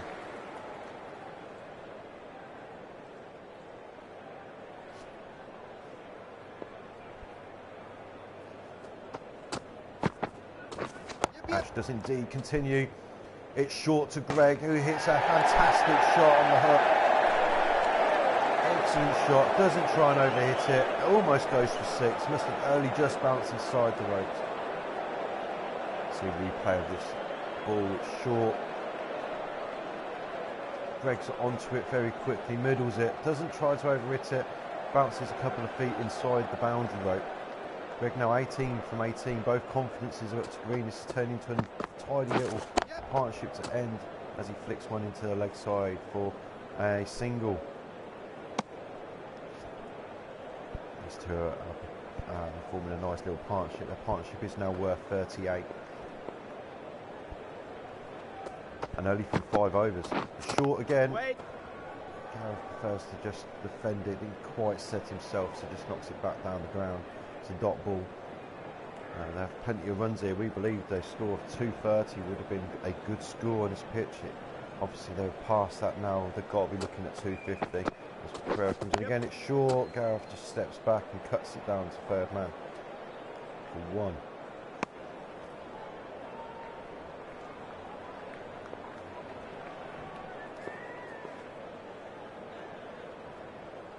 Pereira running in. It's now Reese on strike. He's in the air. He's cut it way over the top of the guy at Gelly. It's going to trickle away to the boundary. 10 runs now coming from this over. What a shot that was to lift it up over the guy at Gurley. 23 from 20, Greg's on. Last ball of the over now. Ash at the crease. He's come in and he just flicks it into the leg side for a single. 11 coming from it. It's 241 for 4 off 38.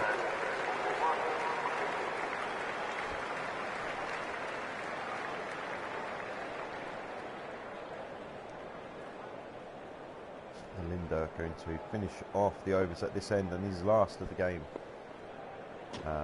Reese on strike, 24 for 21. Plays it comfortably into the leg side, watches it well. Smith on strike, who's been carnage since he's come to the crease. 28 from 15 deliveries.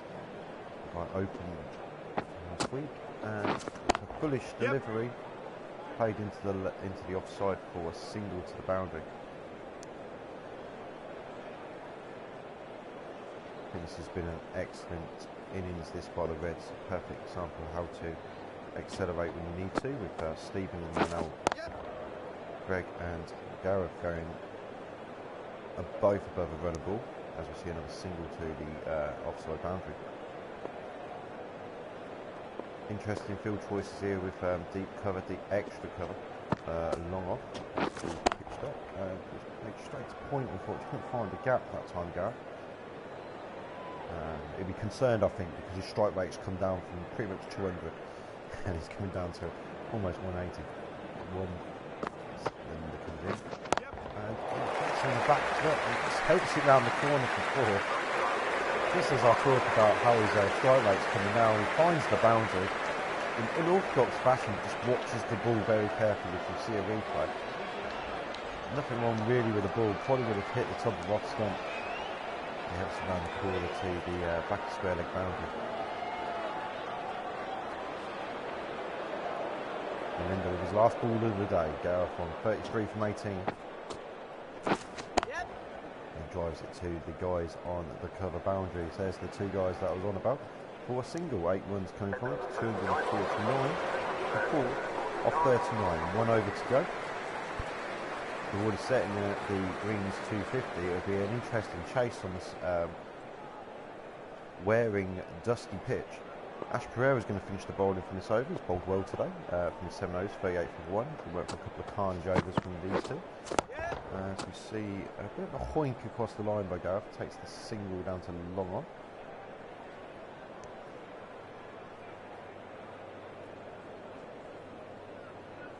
Reese is now on strike, 26 from 23. See if he's going to do any fireworks in this over.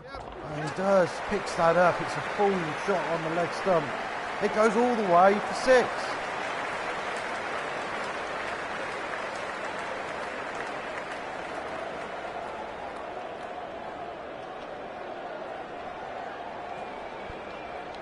These two partnerships moved up to over 50 now. At the end of the last over, I think it was the 4 that Gareth hit, but brought the 50 partnership, didn't see it on the screen. Wait. Lots of good partnerships in this innings so far. Plenty of 50 partnerships. You see Ash coming in. Yep. To Greg, who plays it to deep wicket for a single. Scores now 257 for 4. 2 balls left. Gareth's on strike. 35 is on. Greg's on 33.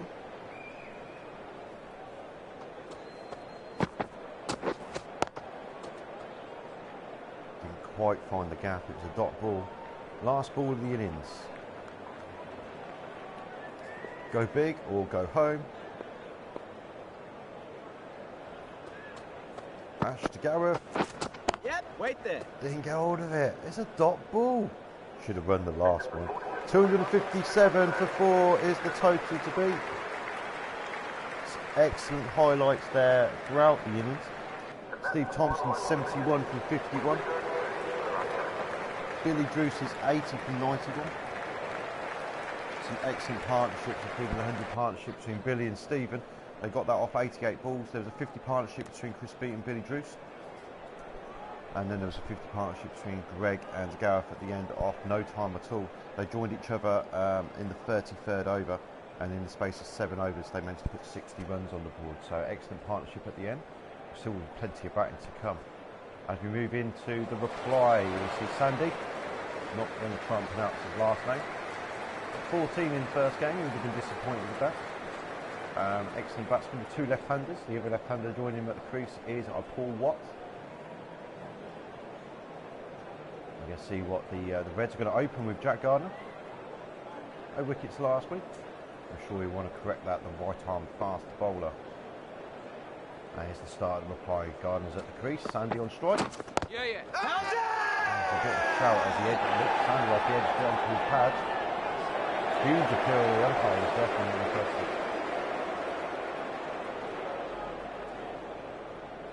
Interesting start first up. The batsmen will look to set themselves in this chase about over 6 and over. Wait on. It's a textbook shot there, but straight to a fielder. Echo all the way up to 87.7 miles per hour. No runs yet to come into this reply.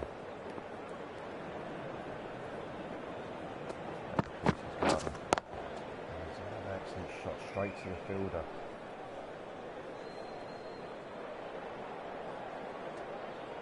Greens will want a good opening partnership from their senior pair leading from the front. Gardner gets to this crease. Yeah. And another excellent shot there through the covers. Is the guy at mid-off going to cut it off? It looks like he's going to cut off just for a single.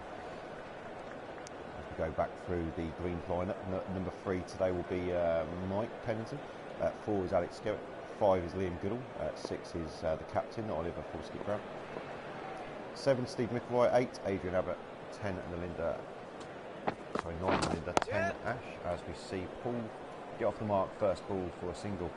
And 11 is Jamie Burrows. Jamie going down the crease due to an injury. Down the batting order due to an injury. Gardner finishes over. Sandy will face it. Wait. Another textbook shot, but a dot ball, 2 coming from it.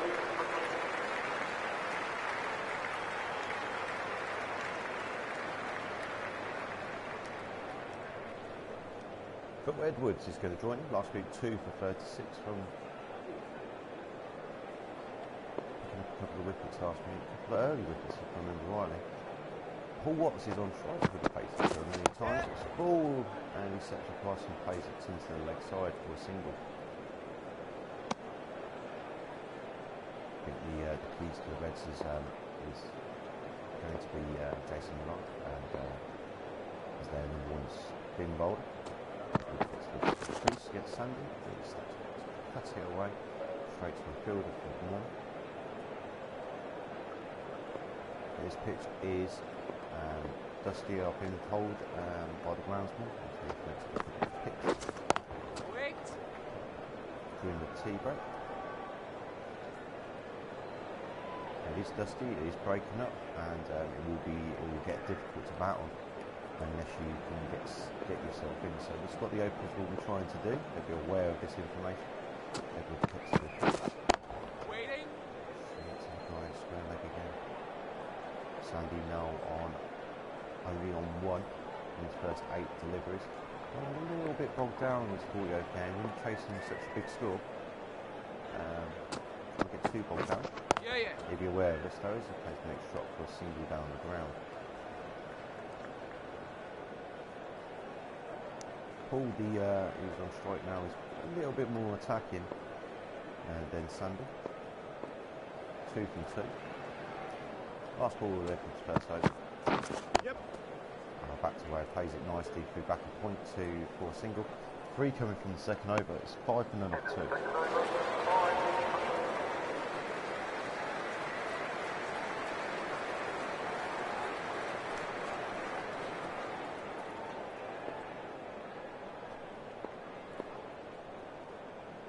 Jack Garner coming for his second over.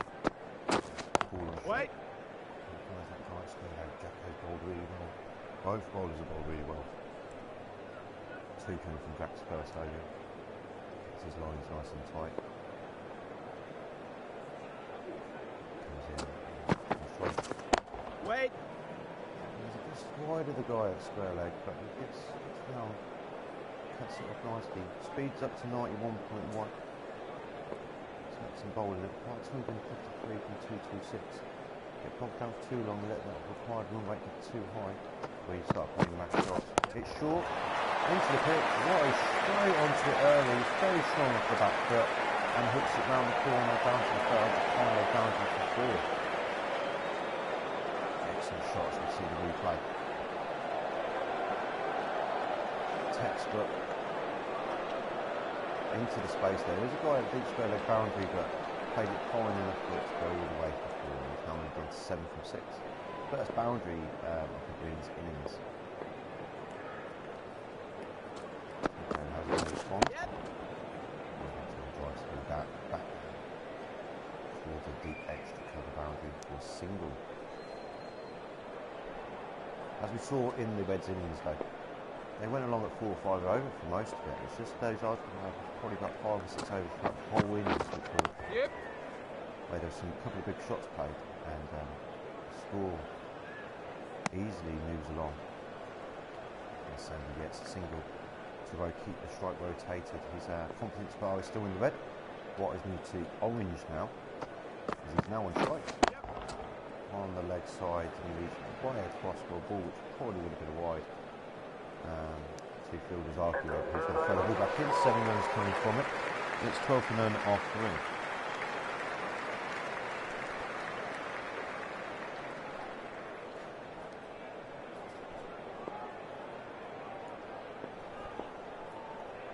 Phil is going to carry on.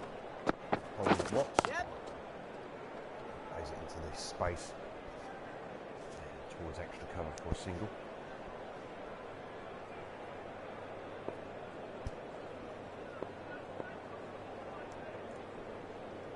Sandy now on strike, 3 from 10. Sure, probably should have hooked it, but maybe that's what the plan was for the Reds with the guy at deep square leg. So he steps back and tries to hit it into the offside, but doesn't beat the fielder. Happens again. Wait. There's space there, but turn down the single. There's no. Now is not the time to take any unnecessary risks. The Greens do bat a long way down today. Edwards comes in to Sandy. And playing a miss.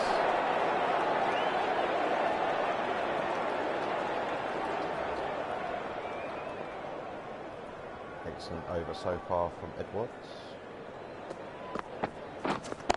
Waiting.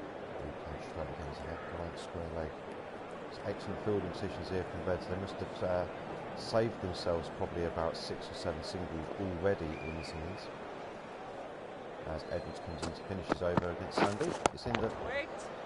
And it's only a dot ball, only the single. It's 13 for none off 4. Hello. Good evening.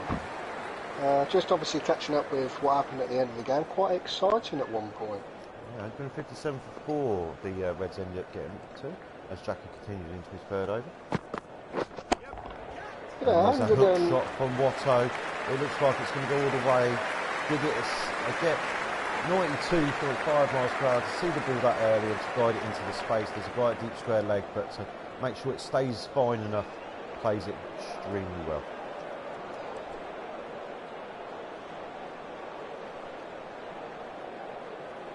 What do you make of the red score, 257? I think that's over par. Your thoughts? I believe it. I believe it is slightly over par, showing that obviously it is a bit more of a batting wicket. Obviously, with Steven in the middle order, putting bat to ball and making a fair few runs with not many deliveries faced. So hopefully that we can get a good start of what we need to then obviously have the middle order of maybe Pennington or maybe myself doing the exact same thing as Steven done. I do wish you luck in your chase. All add though, you may have not noticed, there were 60 runs coming from your last 7 overs.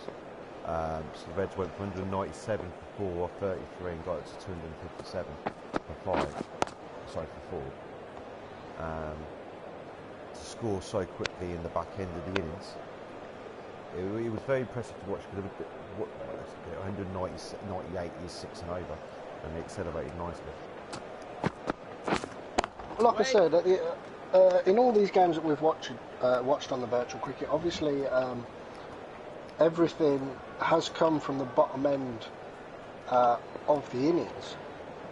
So hopefully in my 30 to 40 overs, I get 11 little blast of runs coming through at the same time.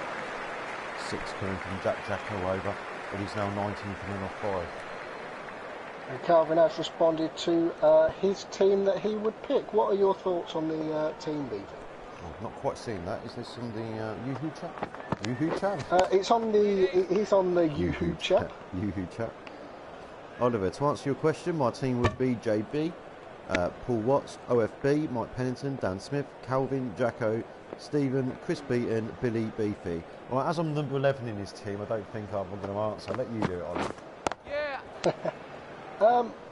Obviously, that is a very strong team in my eyes. Going, unless I am mistaken, I will apologise. He has got one notable spinner in JB.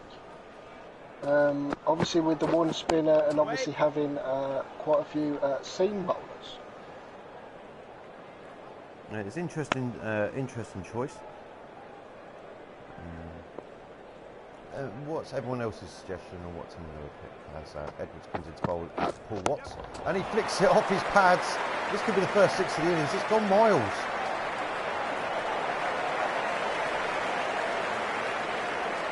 He's a roofer by day, and come the weekend, he is a Mears Ashby cricketing legend. Picks that up so early. Nothing really that much wrong with the ball. Goes all the way. I'm very surprised. I am very surprised seeing these two batsmen as well. Kind of take a winter to kind of reflect, because obviously this is. I've only ever seen Sandy bat in a helmet a few times, maybe just even twice. With Watto, actually, I've never seen him wear a helmet, even standing up as a wicket keeper. So I don't know if it's made him focus a little bit more, obviously wearing a helmet, or it's given him a bit of confidence behind it. 8 runs coming from that last over, mainly thanks to that 6 from Watto. It's at 27th and then off 6. As we see a change of bowling, the right arm fast, Dimi Fernando is going to bowl his first over. What I will say, Ollie, is as you are aware, if you remember, it is a mandatory requirement in this league to be wearing a helmet at all times, because we can't afford the paramedic staff to be on standby for the batsmen, you see. Yeah, well, I'll give it a miss if it's all the same. If the ball's coming at my head, I'll make sure I hit it.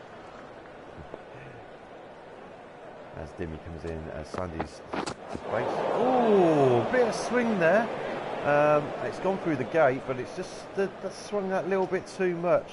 That should have been the first wicket of the innings. I will like to admit though, I don't think I'd like to be facing Dimi without a lid on.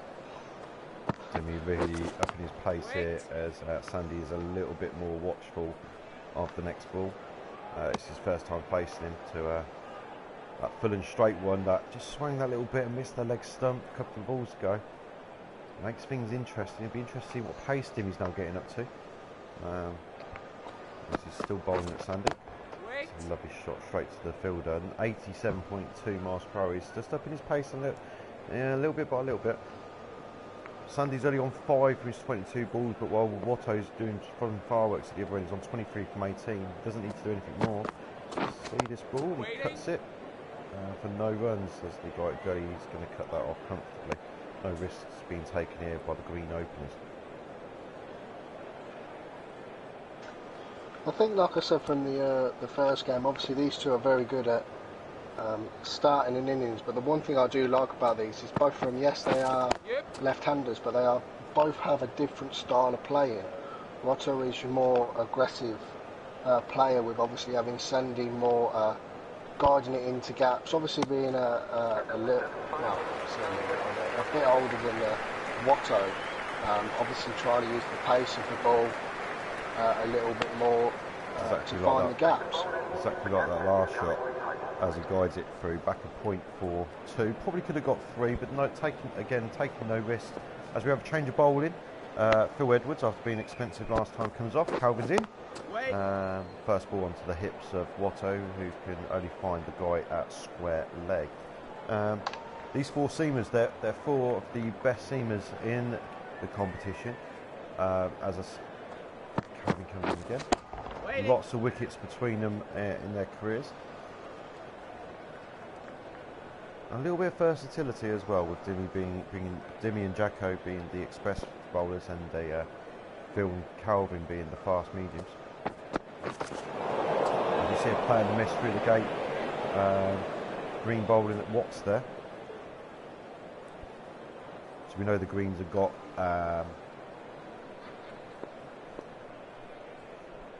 plenty of batting to come, but the Reds will want to take wickets. As we see a shot to mid-wicket for a single. Early on, I don't think he was on the commentary at the time. I said that the key will be when the Reds use and utilise Jason as their frontline spinner. I'm surprised already they haven't given him a couple of overs just to see what he can do against these openers. 2 left-handers in back, a left-handed unorthodox wrist spinner. Finger spinner. I'm looking forward to seeing those contests. So, Mark, what you need to think about though, he has only got 8 overs, so if you use him right at the start and he might trouble the batsman, might pick up a couple of wickets, his 8 overs are then go. Is Greg trying to just hold on to see what his seam bowlers can make the breakthroughs first, and then Jason maybe to mop up at the end? I must say, so far though, the seam bowlers have done an excellent job. It's 33 for none off 8. Dimmy's coming in for his second over as he gets to the crease against Watto. On to the back foot early, he hooks it to deep mid wicket for 1. The last 2 overs going for 3 runs each. The run rate is very low at the moment. I imagine that you'd be happy as the openers are just going on at 4 and over. You can accelerate in the middle overs. And that's a wide one from Dimmy, unusual. But Sandy couldn't quite find the gap. He is struggling to find the gaps here. You can see his confidence bar has moved up to the orange, but he's only on 8 from 26. Paul's on 26 from 24. Is this a concern, Nonny? Not a concern at the moment, because obviously last week showing Sandy and what I've got in a lovely opening partnership. Yes, it might have been a little bit slower than I wanted, but obviously kind of gave us a little bit of a platform to then have myself and Jamie Burrows score the runs near the end of the game. I know I came in a little early with a little mid-order collapse. What you need to remember is with my team I've got 2 very attacking players to come in next with Liam and Mike Pennington, but also you've got myself and Alex Skerritt and Jamie Burrows as well. I know batting down at 11 but can still do a job at the same time. So at the moment I'm not particularly worried. Obviously got to keep on the run rate, and obviously when the water boy runs out there with a little message for my batsman, obviously they will take what I believe into account, and obviously then re-look at the situation. 91.3 miles per hour there from Dimmy. only 2 coming from the 9th over. We're on 35 for none off 9. The run rate's just dipped below 4. Required 223 now off 186 balls. As Calvin continues, the required rate's now 7.19. I think people need to realise though, taking nothing away from Greg's bowling attack, because they're actually bowling a very tight and good line, so full credit to them really. You can't take anything away from that.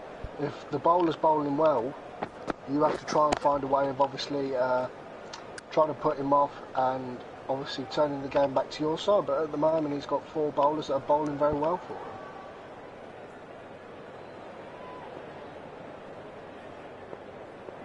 I have to read these 4 seamers for the Reds. Are really doing a good job. Maybe taking a little bit of a leap out there. Oh, as we say, a player to miss. An excellent delivery, just missing the top of off stump. Sandy playing it far too early. That was an excellent ball there by Green. Calvin has left you a message on the YouTube chat if you want to have a look, Beefy. I'll have a look as you pay attention for me. No problem. What do you think Short to my one to team, Sandy. Beefy? And the names are in random order. It's a very good team. I think if you could choose absolutely anybody, I think Calvin has got an excellent choice of a team. You can battle all the way down with that sort of team. As Sandy's had enough, he hits out, goes over the top of the point, 1 bounce, the full point couldn't come back quick enough to stop it. 6 runs in the end come from that, what was an excellent Calvin over. I don't think there's too much wrong with the ball. A little bit short, but Sandy just had enough. I think he's been bogged down a little bit. They got a point, just couldn't quite get there. 1 bounce and 4 runs there.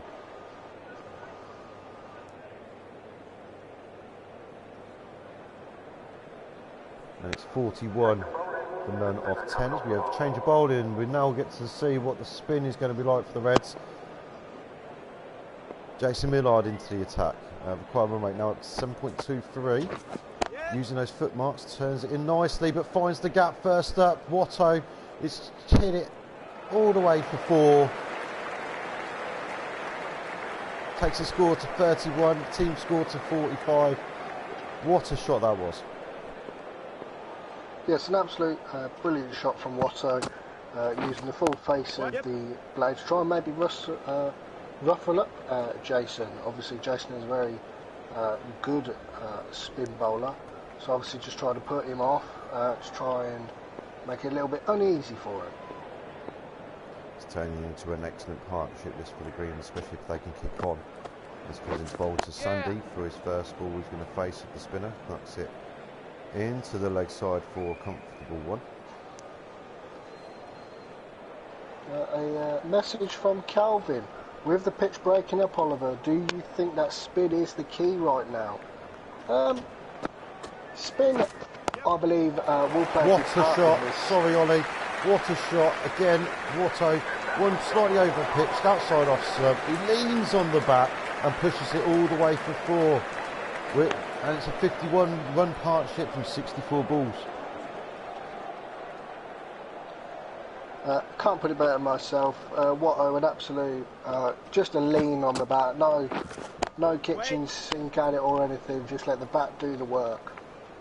And without really trying to move on to 10 runs from this over, we do think that from the comments and seeing the pitch, that the spin will be the key, and in particular Millard is the first choice spinner for the Reds. As we've got ball to finish the over, 51 for none of 11. But what we didn't anticipate is that obviously these batsmen are now in. Perhaps it was too late to bring him in. Thoughts on it? It could be a bit late to bring him in, but obviously with Dimmy, Jacko here. Sound a lot back. I'm quite interested. Carry on. Obviously with your bowlers such as Dimmy, Jacko, Calvin and even Phil, they are leaving very heavy footmarks in this pitch, and obviously it being a second innings, obviously the footmarks Not going to the comment on Greens that one. bowlers. Obviously back involved there. As Greens bowlers carry on, sorry. Obviously, leaving footmarks for when we were bowling, and obviously, I think Greg's thinking was to break the pitch up a little more to see if Jason can get some maybe unplayable spin. Obviously, I'm not sure what Greg does. I think what Greg has done is absolutely correct at the moment. Like you said, he's got 4 very strong seam bowlers, and I believe that he's taking full advantage of all their skills. Obviously, having Jason in the team as well as the spinner will, it might, the pitch might break up and play for the spin, but because Watto and Sandy might be scoring a little bit slower with the pace bowling, will they have to just go after Jason?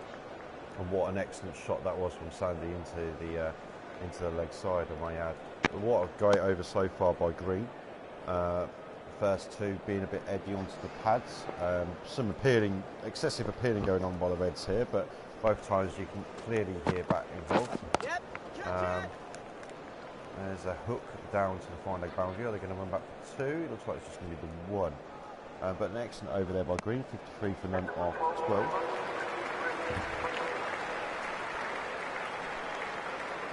Calvin, if you are listening, do we have a young Spencer with us today?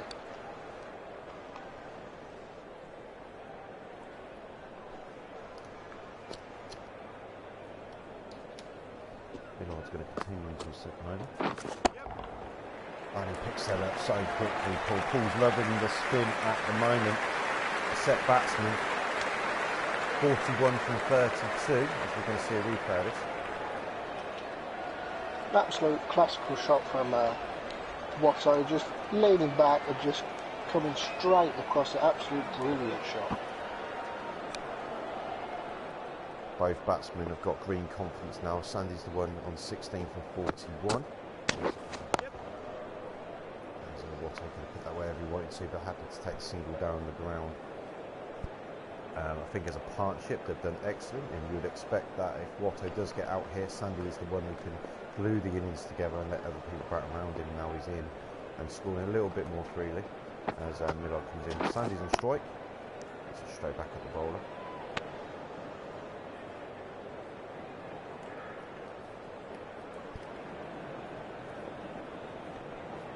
Millard into the crease. I don't know if you can actually see the chat beefier when stuff pops up. I can sometimes. So Calvin just leaving a question, an answer. I do have some more spinners in the team. Billy and Mike P. Yeah, if they do need to, obviously they are there to turn their arm over, and he does have 2 up-and-coming young cricketers, hopefully for Mears Ashby, in Spencer and Teddy. Are they available? This we want to know. And anyway, I saw a single come off the 5th ball as Watto's now on strike. If you want to put them into the Oliver's Green 11 Youth Academy, I'm more than happy to oblige. I have been passed a note from the captain of the Reds as we have changed the bowling. Divi Fernando coming into the attack for what is his 3rd over. The note says it's disappointing seeing these players ask for a transfer and then choosing all the other teams' captains in his preferred team except for the one he currently has. Obviously doesn't rate him at all, so I believe that someone has a lot to answer for. I've got a feeling he may be batting at number 11 next week as Divi comes into bowl. Watts on strikes on 42. It's a bit full, but it's well directed as it's played back to a fielder. He hasn't chose Ben. I don't think so, anyway. Waiting. See some beautiful shots here by Watts, but straight to fielders.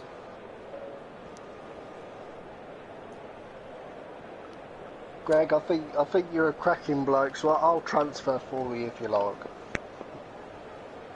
Be interesting. I do need thoughts as we just see this ball by Divi to Watts. Short, he tries to put it away, mistimes it, goes straight through to the wicket keeper. As a player to miss. I will need people's thoughts on what's going to happen after the Virtual Cricket League season has finished. Short and wide gets hold of that one this time, but straight to a fielder. 4 dot balls in a row for Dimmy. The Seamers have bowled excellently so far. Excuse me, for the Reds. Dimmy off his 2.5 overs has only gone for 6 runs so far as he comes to finish his over. Waiting. And no extra runs. 1 coming from it, 60 for none off 14. I want to give everyone a comparison. Everyone's interested about this sort of thing. At the same stage, the Reds were 69 for 2 off their 14. So fairly similar, 9 runs off it, but 2 extra wickets in hands as we see another change in the bowling. Mr. Edwards is back into the attack. He's going to be bowling his 4th over. Yeah. So Sandy takes a single down into the vacant middle on position. Going back from your comment there, Beefy, of obviously what is everyone else going to be doing after the virtual cricket? The good thing is about this game, obviously the virtual cricket doesn't have to end. Obviously, I will have to go into more detail with it, but obviously there is a few players, including myself, including Beefy, I believe, maybe even Chris Beaton. I definitely know that Lewis Coles has got it as well. There are a few members of the... Sorry, Ollie, but what a ball that was by Edwards. Bit of swing still showing in the 15th over. Playing a miss by Watto. Yes. Obviously, a few of the players in this lobby, in this chat, in this amazing family that we call the cricket club, do have the game. So if you do want maybe a shorter format of the game of 2 players going head to head and actually watching it while we're commentating on it, having a laugh with it, put it down in the comments. If that's what you want to see, let us know. A shorter format of the game, let's see what happens. We can even put the players that we've got here and we'll decide how we play them as batsmen, as bowlers. Oh, massive shot here from Sandy on what is, it's gone absolutely miles, 99 metres. He's hit that a long, long way. Oh, this was, other than the wide from Phil, was excellent bowling in and around the off stump. Not a lot wrong with that ball. Sandy's just given it the kitchen sink and played it perfectly to where he wanted it to go. Mind the windows there. As how's Phil going to respond, I wonder?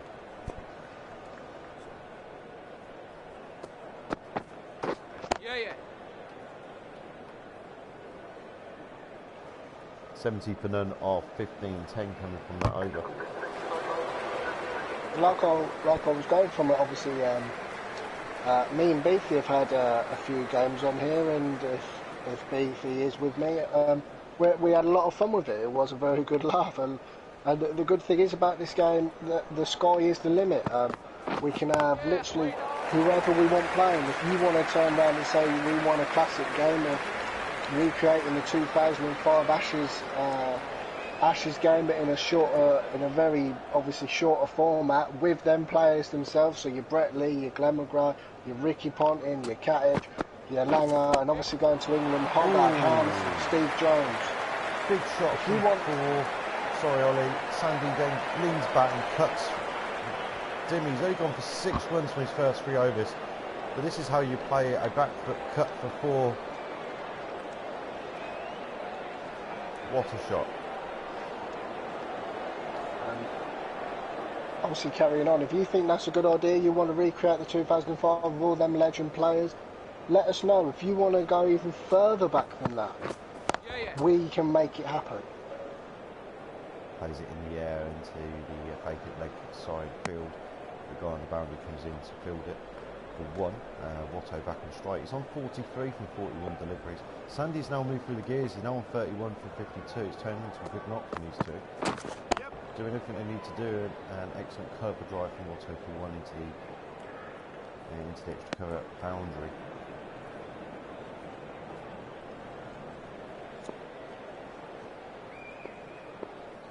Following on from what Ollie says after this ball, from Dean to Sandy as he takes a single. Is he going to take it? They could run 2 here. They're going to run hard. They're going to run 2. Easily Dim's most expensive over, 90.9 miles per hour as well. And we're looking for 8 off this 5 balls. And Phil's 3, so we're going to 6. A few of the lads do want to be playing this game against each other rather than having the AI control everything. Oh, and he flicks it up off his pads. It's gone a long way in the air, but there's a fielder there, and he's taken the catch. A wicket has fallen. Jack Garner takes the catch, and the partnership has broken.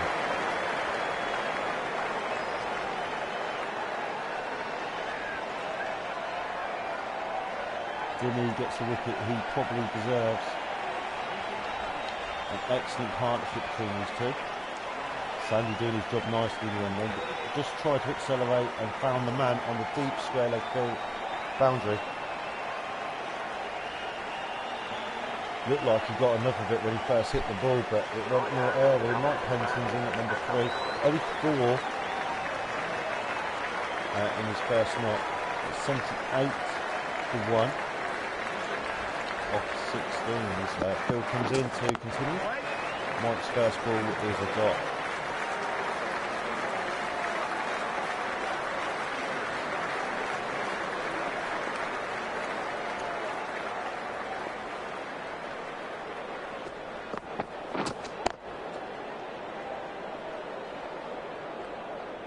So yes, from me, Ollie and Lewis, I believe, and Chris, if anyone else has got a PS4 and either has or is going to get the Ashes Cricket 2017 game, this is basically as the next ball is defended. I don't know if Beefy wants to read the message on YouTube to try and give me a bit more enlightenment of what Calvin you mean, I'm afraid, mate. If you kind of write a bit more what you want to know. Wait. What can you make happen? Never heard what you said. If you just put in the comments, Calvin, of what you want to hear, and I will repeat myself. I think it was regarding that you can make happen basically games. You can use the 2005 Ashes teams. They can play against each other and have you versus Lewis, for example, or me versus you, me versus Lewis, Chris as well wants to be involved. Anyone else wants to be involved, send us a message. Best to probably send me a private message and we can try and sort that out. Wait there. As we So see anyone who has Maiden. So anyone who does have a PlayStation, I am on the obviously Xbox side as well with the Ashes, the same Ashes game on there. Obviously, I would have to figure out more on how to work that because obviously Beefy does the controlling side of it. But yeah, if you got Ashes on the PlayStation on. Back foot hook for 4. It's going to be all the way for 4. 4 runs to Watto, moves on to 48. So yeah, anyone with the Ashes game on the Xbox or the PlayStation fancies a game against anyone else that has got it, just write us a private message. Obviously we've got a little group going with the Mears Ashby Gaming side. Going on from yours, Calvin, on making something happen. If you have a dream player that you enjoyed watching, we can make that person to the best that we can. For you to maybe even bowl against them. So Calvin, if you wanted to bowl against one of your idols to see what happens, we can make it happen. If you want to go up against some of the greatest bowlers or batsmen to see how you think you'd fare up, we can do that. All we need is for people. Mike Pennington get off the mark with a single down to third man. Watto is on 49, off 44 balls. He's on strike. Dimmy's coming in. He's wise at the crease. And he flicks it up. It's gone all the way. That's gone absolutely miles. And he brings up his 50 in style. On 45 balls, he's on 56. Paul Watts, 50.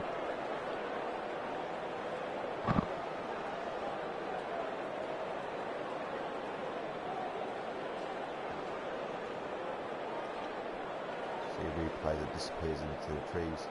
How's Dimmy going to respond? He bowled really well in his first 3 overs. Only going for 6 runs again. The next 2 goes for 20. What's going on? Last ball, it's short. Decides to cut this one.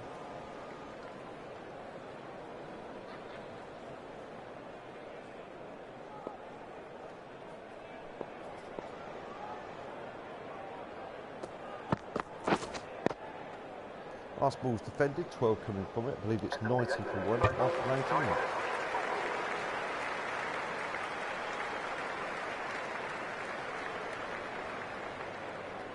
19. Greg's commented that he reckons that his 256 is not going to be enough. 257 anyway, sorry. Interesting, because obviously I'm following more of the chat on the YouTube more than the WhatsApp.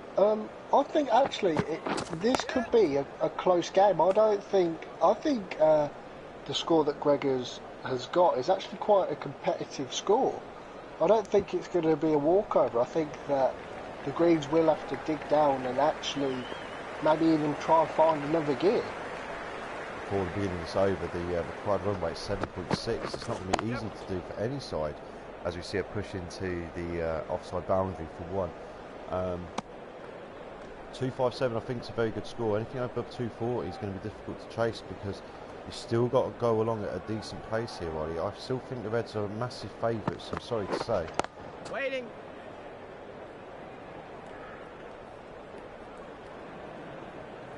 Wickets will be key though. The pool is well set now into the 50s. As you can see, his confidence bar has been green for a very long time. Phil Edwards is looking a little bit fatigued. Waiting. If people Calvin, sorry, going on from Calvin's message. You have an Xbox. If you have online, we can play. Obviously, if you've got an Xbox account and the PlayStation Store, if you have the Xbox Microsoft Store, I believe it's called, you can go and get the game. If you do have the Xbox Gaming Pass, at the moment it is on the Gaming Pass for nothing. You don't have to pay for it.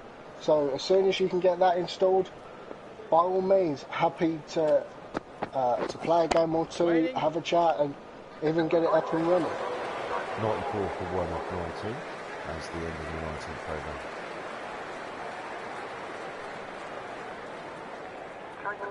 Jason Millard comes back into the attack. This will be his 3rd over. No success and quite expensive in his first 2. Going for 16 runs. Run rate's now 7.81 for those that can't see it. Watto on strike. He misses the first one.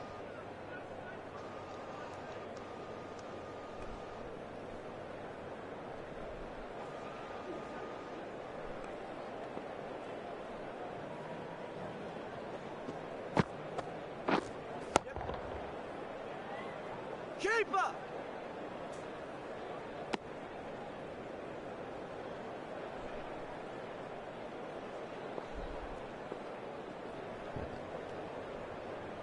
Watching Ben's comments, interesting.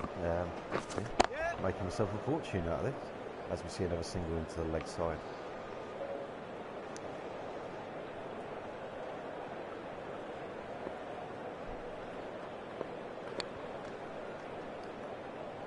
Millard into bowl. Watto on strike. Lofts it up. It's a full ball. It's gone in the air.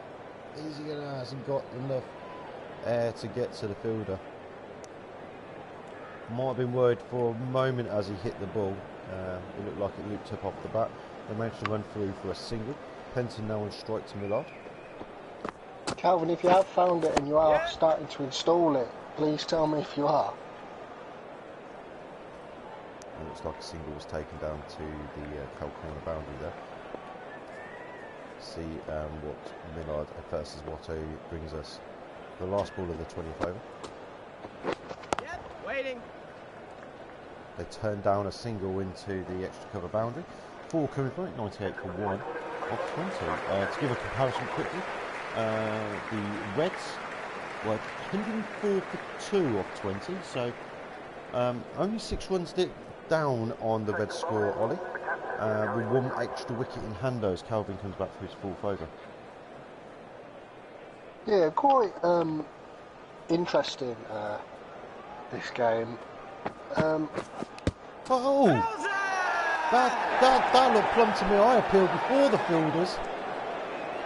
No one interested. Obviously, I don't know what I'm talking about.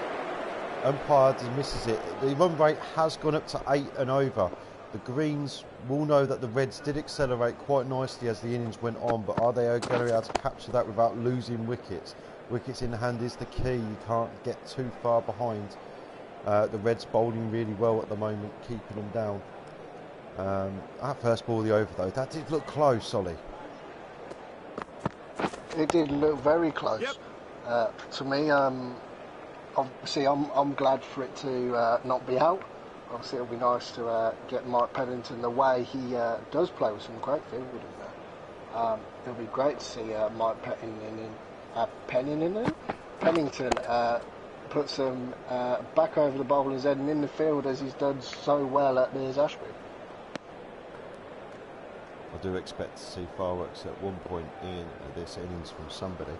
Paul moving along nicely. He's now on 58 from 54 unbeaten as Green comes in and steps away, cuts it. There's a guy down at third man though for single.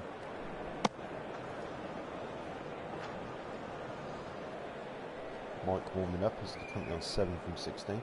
He's now on strike for the last ball of the 21st over. Only 2 coming from it so far. The 100 is up for the Greens. And let's see a lovely shot there, driven into the leg side for 1. 101 for 1 off 21.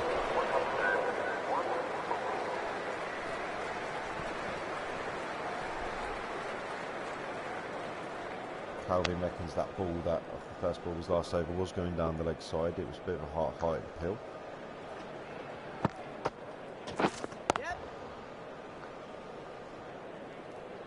Must have thought they had the umpire from Caribbean United in the game.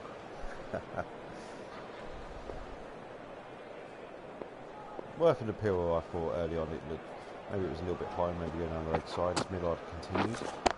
Doesn't have to hit the pad.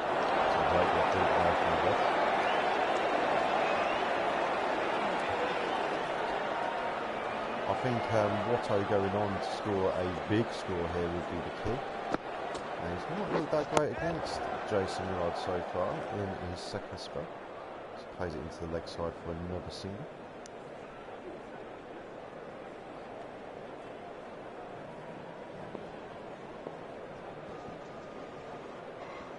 Millard into Pennington. Single into mid-wicket.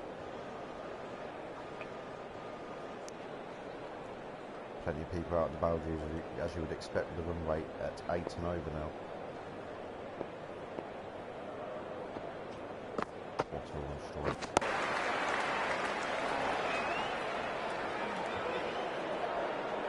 Watto looking good here, Ollie.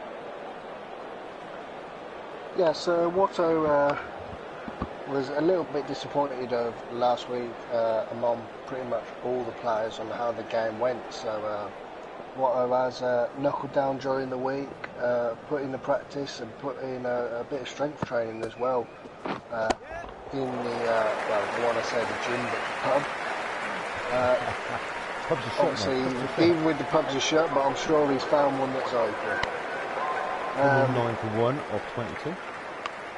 So yeah, everyone was a little beaten up obviously about last week, obviously a bit of a freak game as I like to call, but yeah, Watto a bit disappointed obviously not getting a few runs, few more runs that he wanted, obviously starting well and obviously not going on for a big score, so he's decided he wants to knuckle down and really take his opening role seriously.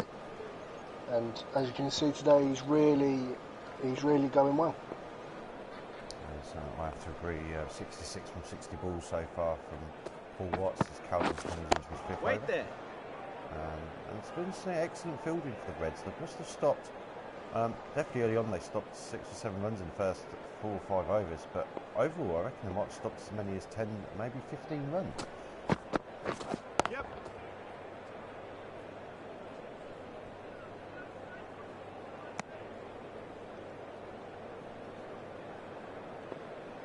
I totally agree. Being in my shoes, obviously, Greg doesn't think the runs are enough. I think at the moment the runs are enough. I will admit I am getting a little nervous. It would be nice to try and find that boundary a little bit more often than what we are. But at the moment, it's kind of out of my hands at the moment until, well, I'll go out and bat if I need to.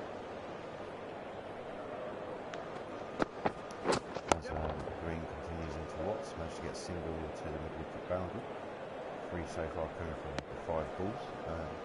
They do need to maybe take 1 or 2 more chances, but yeah, still plenty of overs to go after this 17 more overs. And it'll be tight if they... Waiting. All about how many wickets. 3 coming from the over, coming from 12 to 1 off 20.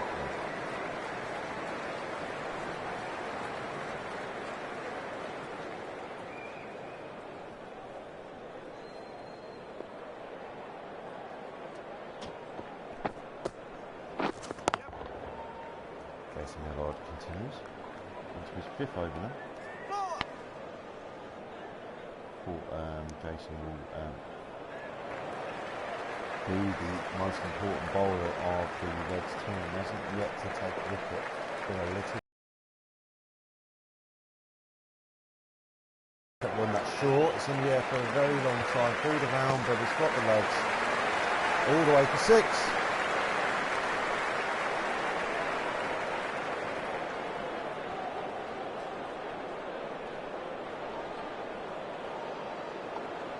He did come in just before this over asking for another pair of gloves, and I think he's kind of got the message from the water boy, maybe start stepping on the gas a little bit more, but just not much.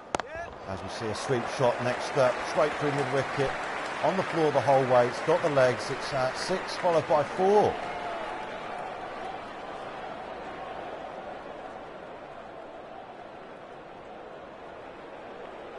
This change of gloves, Oliver, seems to be doing the trick right now. Perhaps he couldn't quite feel his bat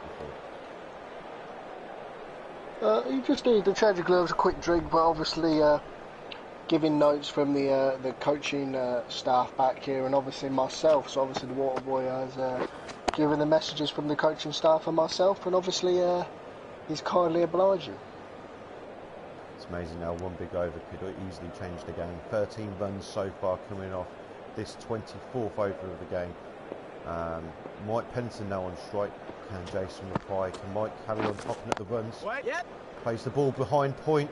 It's running down towards the boundary. Looks like he hasn't got the legs this time for a single. 14 runs now coming off it.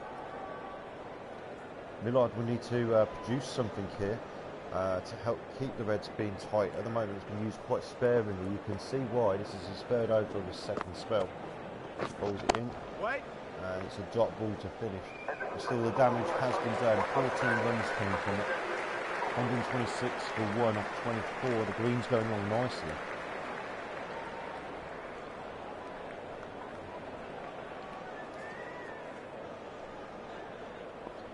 Run rate is still at 8.25 as Calvin comes into bowl. Quite economical so far. He's 17 coming off from his previous 5 overs.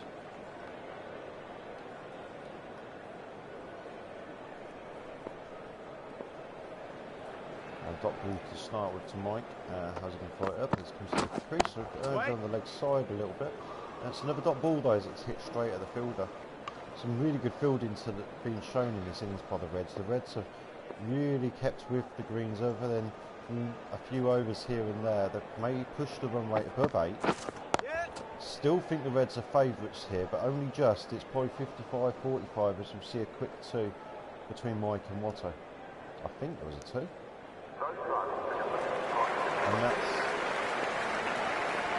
a round of applause for the 50 partnership, ladies and gentlemen.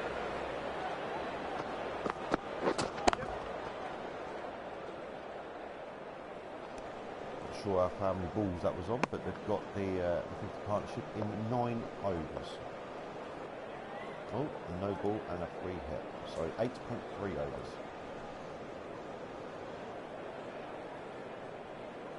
Of 51 balls, that partnership.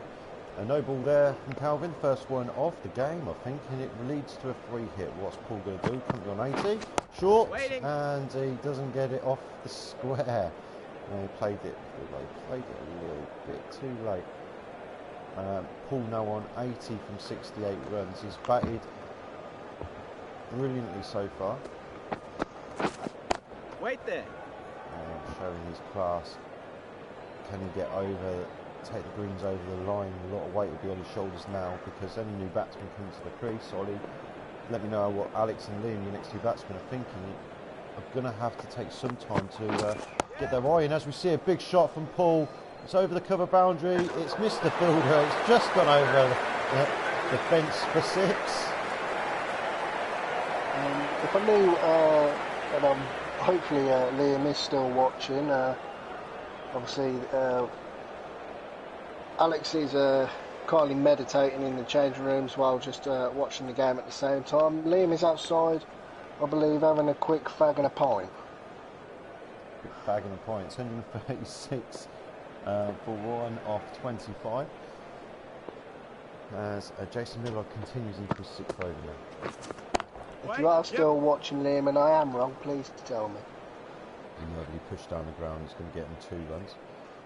Thought about 3, but I don't think we'll lead at the moment. It's the fielder lets the ball bounce by his ankles. Run rate's at 8.13. The run rate's come down just that little bit. That's what we need. A couple of big overs here and there. In the last 2 overs, they have scored 24 runs. As the ball hits some of the pads, Mike's gone into the green for confidence. You would want him to push on now, Ollie? I would like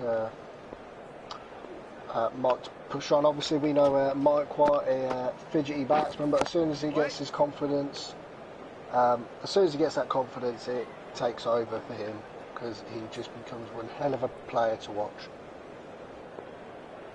I will say, going back to what we were saying, the 4 seamers for the Reds have done excellent so far. Calvin McGinnis, Phil and Jacko. And I kind of expect Jason to bowl his 10 and the other 4 seamers just because of how well they're bowling to carry on.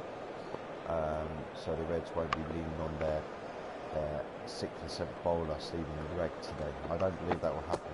Your thoughts? The 4 bowlers that Greg has picked are an absolute brilliant pick when the transfer was around. When we're obviously doing the transfer.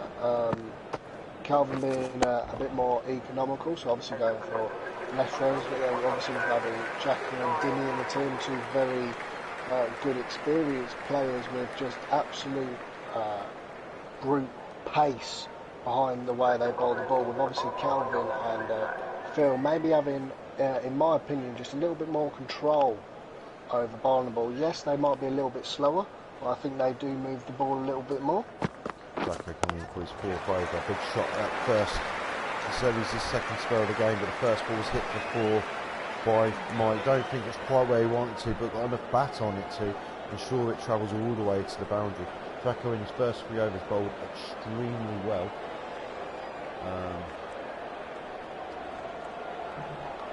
I think only going for 15 runs off his first 3 overs. But the first ball there, a little bit full, a little bit wide of the stumps, and Mike was all over that. As I believe, sorry, interrupt you there, as they run a 2, as the guy at long off has to run round to the extra cover boundary. Excellent running there between Mike and Paul, excellent batting as well, noticing the space and picking it out. How's Jack going to respond as he arrives at the crease? It's full. But it's straight at the fielder.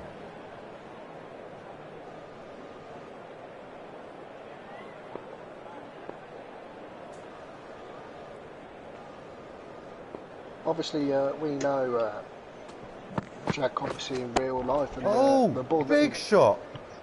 Over point, goes all the way for 6.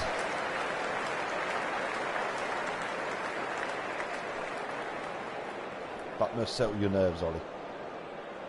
That does settle my nerves. Obviously, Mark has got his now confidence going. He's feeling confident. I don't want to jinx it too early, so that'll be all I'll say. I can tell you what, lads, that certainly doesn't settle my nerves. As we welcome Chris Beaton to the commentary booth. Wait. Good afternoon, gents. You could have at least brought some lunch. I'm afraid I ate ill. The guy behind the stumps has finally turned his microphone on.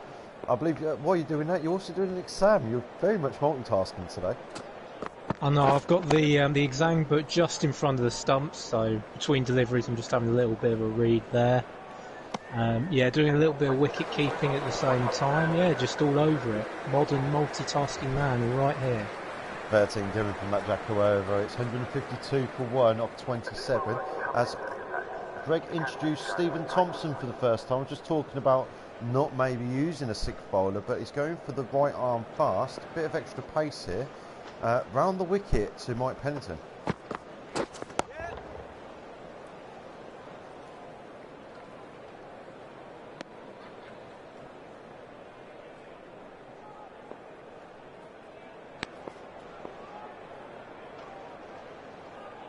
Obviously, in my opinion, bringing in Stephen, obviously, his right arm over, I think he might be trying to maybe tempt Mike in the shorter ball. I'm pretty sure Mike will kindly oblige and try and go after it. But obviously, with the two field changes in Watto's game and in Mike's game, he's got a lot more on the boundary. Sorry, what a shot that was again by Watto.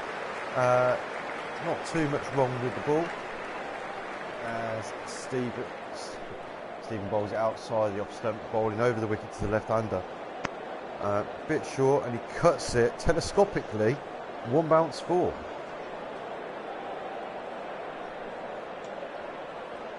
Some terrific reactions there. That ball just seemed to come off the pitch like a rocket. But when you're in this sort of form, and you've got in like Paul Watts, there's nothing stopping you. He's into the 90s as well, 90 from what is now 75 balls after that last dot. They've accelerated nicely here, Chris. What have you made of the chase so far? Well, beautifully paced. Oh, sorry, Chris, to interrupt you. Paul picked one off his off stump. He's hit it in the air on the leg side. Could have been caught. The fielder didn't go for it. Stops it on the boundary, and I think they run 3 in the end. All sorts going on. Well, nearly is good enough for a boundary, but it's awful fielding there. I mean, it's very tricky to pick one up off your back when it's in front of you, but you would have expected at least an effort. And what a shot to follow up with. I was happy with his effort. 10 runs coming from that Stephen over. It's 162 for 1 off 28. You're talking about the run chase so far, Chris. Yeah, I think Ollie's team have perfectly paced that. Looking good at the minute, it was a good score by Greg's team, 250, which as we've seen is just about above par. Can't really comment much more other than that, but I suspect obviously the limited captaincy of Greg mixed with the supreme batting so far with the experienced Paul Watts has got Ollie's team firmly in this game. I put them favourites. Waiting. You put the Greens favourites now? Yeah. See a dot ball for 2 dot balls to start the Jacko over. Personally, I believe the Reds are still favourites. I think the score is too big. They need 96 off 70 balls. The run rate's hopping around 8 and over. You still got to push on every over and get boundary and over here. Wait. As we see yet another dot ball. Watto on 93 from now 79 deliveries. Mike has moving through the gears. He's on 34 from 39, but I think that wickets will fall. They won't be able to not get to 40 overs without losing wickets, and I think the wickets might hurt them too much. Wait there.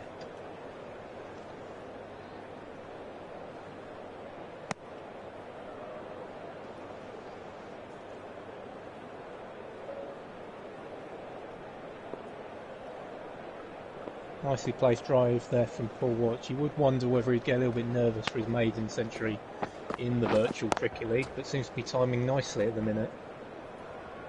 It doesn't seem to have given a chance in the last dozen or so overs.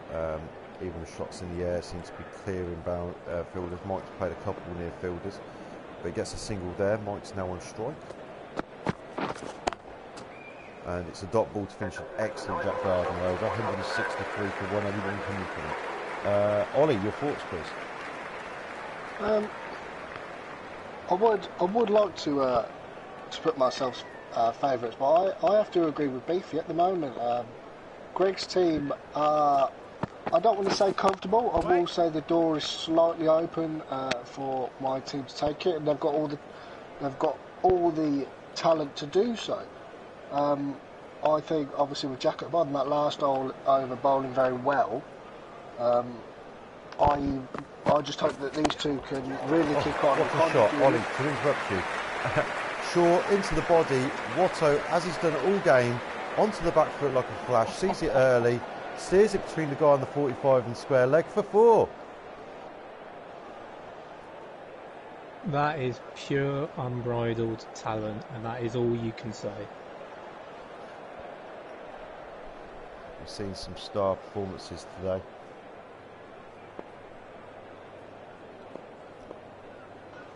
One question I will say is, was perhaps Pennington up the order? And I'm going to interrupt you here as Paul is on 98. He cuts the ball down to third man. He runs to, and he's celebrating. The shirt may even come off as he gets to his 100. Oh, please no. Anything but that. I will say you will be getting 5 different goals. He raises his bat in joy, but he's still on strike. Can he calm back down as Stephen?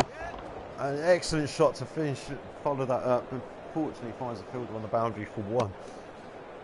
Talk about this Watts innings. Let's have an unbiased opinion from behind the stumps. Chris Beaton. Well, it's been terrifically paced and terrifically aggressive. Hasn't put a foot wrong. 6 from Pennington makes it look easy. The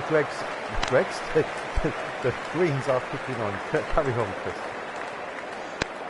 Well, just quickly on to that 6. I was about to criticise Pennington for going off too slowly in this run chase, but well, he's made me look a little bit of a mug there with a terrific shot through mid-wicket for 6.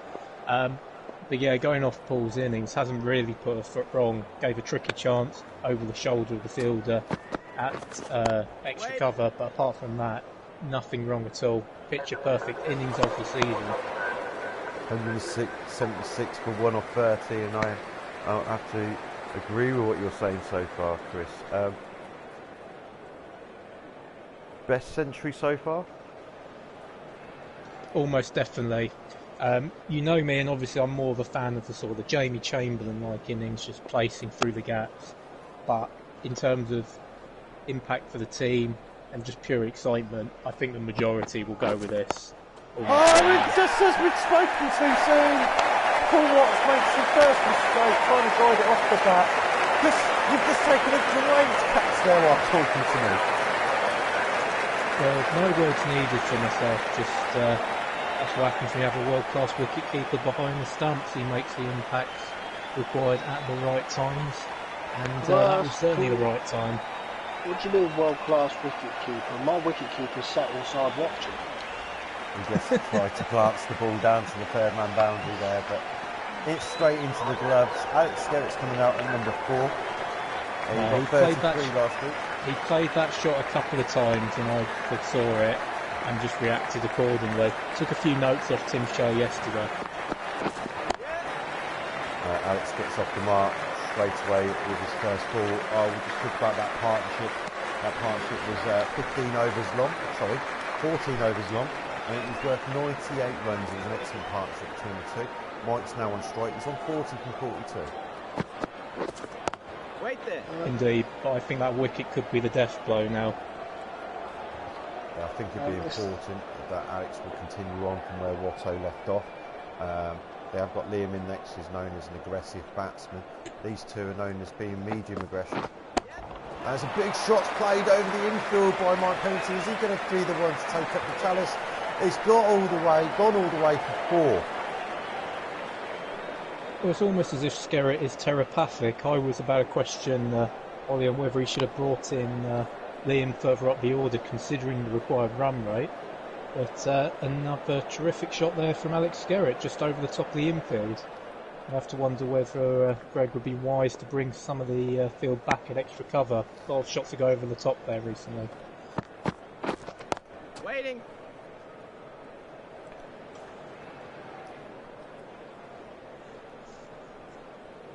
Jack Gardner will be extremely pumped after that wicket, and see his confidence is in the green. See if he can do anything. It's a bit leggy, that one. It could have been a wide. We should have left it. Scores moved on to 181 for 2. It's getting twitchy run time. Chris, you said before the wicket Greens were favourites. Are Greens still favourites in your eyes? Not anymore. That was the fatal dagger into the heart from the cruel mistress that is cricket. And you have to say, Hook down to fine leg for 4. They're a terrific shot, but I think time is running out for them. That fall goes some way to helping, but I think it's too little or too late, I'm afraid. Let's see what happens here. Stephen bowls into Alex. It's a dot ball. Mike moving into the 40s, comfortably 44 from 46. It's one big shot away from his 50. A bit of sign of intent in the last over, a couple of big shots. One big shot, sorry, in the last few overs. But you could be right, Alex has faced 2 dot balls in a row when you need, beginning of the over, it's 8.56 to required run rate. It won't be easy, wickets will fall, I'm sure, if they can avoid more wickets. Maybe they've got a chance. Yep, but it's going to require Pennington to step up going under a run the ball. At this point, that's not good enough. He needs to be clicking off now and finding the boundary more regularly. And we then see an excellent cover drive by Alex go all the way for 4.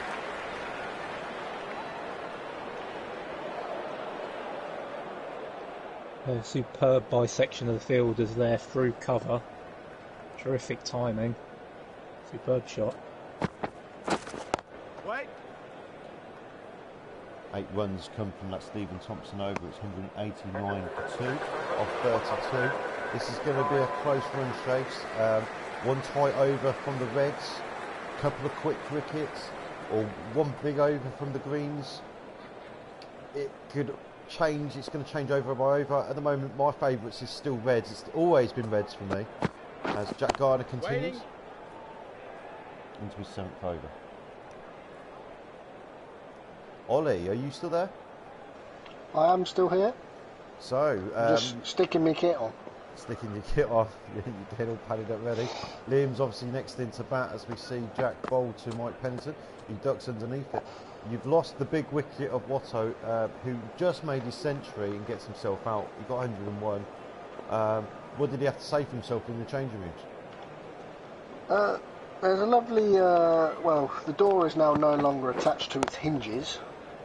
He's a bit annoyed to get out to a part-time wicket-keeper, because he was surprised he caught it while looking at his paperwork. But yeah, obviously from last week he wasn't happy that he kicked on. Today he has kicked on and done a job. He's a bit annoyed, obviously, that he couldn't finish the job off, but obviously he set Mike and Alex up to finish the job. So hopefully these two can kick on and get the runs that we need to get the win. Can you make sure you tell him that he needs to fix that door if he's broken it? As we see so far, an excellent Jacko over. That's the second run to come from his 5 balls. He has already headed out to the van for a nail gun. No screws needed. Last ball, Jacko's over. It's been tight. 2 runs come from it. Mike's 45 and 49. He probably needs to find a boundary here. He finds only the fielder. Excellent Jacko over. 191 for 2. Greg, I would love to know what your thoughts you have on what's going on. Give us a text, send a message in to us here in the VCL commentary box.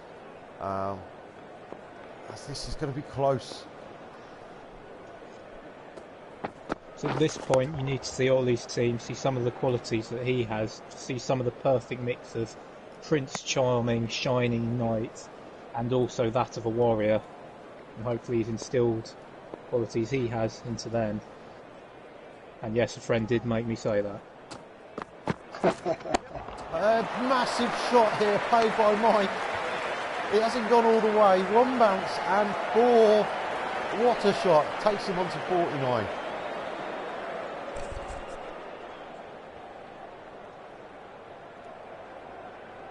See a replay. No one down on that boundary, so he placed it extremely well. Doesn't matter about not finding, making it go all the way. They've changed the field after that shot.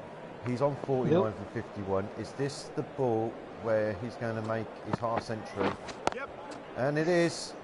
Tips it into mid-off, raises his bat, but he knows it's job half done. Exactly, a very good half century from Pennington there, but at the current run rate things are going too slowly. Now's the time to put aside all personal achievements and personal records and get the job done for Ollie's team. Needs to kick on from here. I believe the run rate's above 9 at the moment, so it'd be interesting. Short, wide, it's cut or even edged down to third man. No slip or goalie in place, so that's more than comfortable. 7 coming from this over so far. As the Christian decided to knock stumps up the ground. That's a bit mean, isn't it? Well, we know I'm keen for a stumping from previous seasons. We do. As we see Stephen running into Mike Bennington. Steps across and flicks it into the square leg boundary. Oh, excellent bit of fielding. Was his feet touching the ropes? The umpires will surely look at that. They're happy with it being a single. I'm not so sure there. Bit of dodgy umpiring there. We do have, of course, umpire Goodall out there this afternoon. He's next into bat, I'm afraid. Oh, it's a hook shot. What a shot that was. So why is he... Onto it quickly. Why he hasn't been relieved. With that, a 200 comes up. 12 runs coming from Stevens over. 203 for 2. That over's made a difference. Our green's back on top after that 12.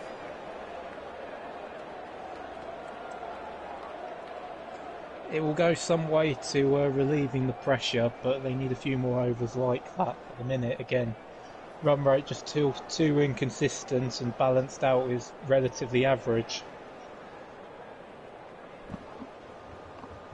Right, we've got changed. Dean's coming back into the attack. He's got 3 overs. This is his 6th. He can bowl out from this particular end. He's bringing him on to see if he can get rid of one of these 2 batsmen. Wait. Mike just sees off the first ball. The run rate's at 9.17. That's important to note. Give you an idea of those watching of how many runs that these guys do need per over here. It's still, despite the 12 in the previous over, that's the kind of thing they need every over as they take a single to the point boundary.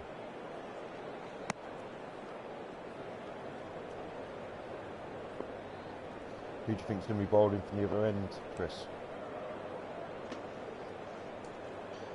Interesting, you may wish to take the pace off the ball and minimise the amount of boundaries available. I'm going to interrupt you there. For the slowest trickle to before I've ever seen. I thought it was going to be a 2, it's going to be easily cut off, but it was actually well placed by Alex using the pace.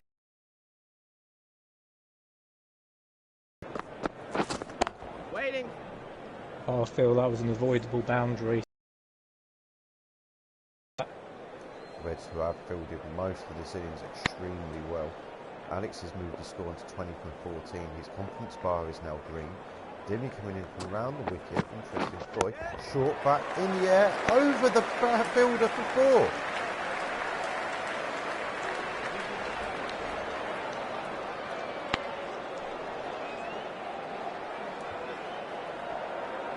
4. Another terrific shot, but again, we've seen that shot all too often from this team. Perhaps time for Greg to reminisce and contemplate, perhaps moving the field slightly behind square to counteract that. He's played the next shot into the body, following the batsman. Batsman just helps around the corner to the fine leg boundary. It may have enough on it yet again as it trickles into the fence. Alex is 216 for 2 off 35. That's changed the game. I believe the run rate's dead on 8 and over now. As 8.4, sorry, 42 is needed from 30 balls. Waiting. Indeed, odds for this have gone pretty much even at this point. Ollie's team very much in a fighting chance, and a disappointing couple of overs there. Perhaps not the time to be using brute pace. The Ollie's team just using the pace of the ball into the gaps and using it to trickle it to the boundary. Perhaps a slower bowler, a couple of boundaries there, about 8 runs worth might not have happened. Stevens coming in, Pennington facing. Big shot. It's in the air. There is a fielder down there. Doesn't know he's going to get round in time. Fielder cuts it off for 2. Good fielding there in the deep. Gets round well. 2 runs saved. Fielding change noted. Interesting field. Stevens from bowl. Pitched it up. He's hit it in the air. It looks like he's hit it well enough. And the fielder, what's the fielder done there? He should have stopped the 4. One bounce.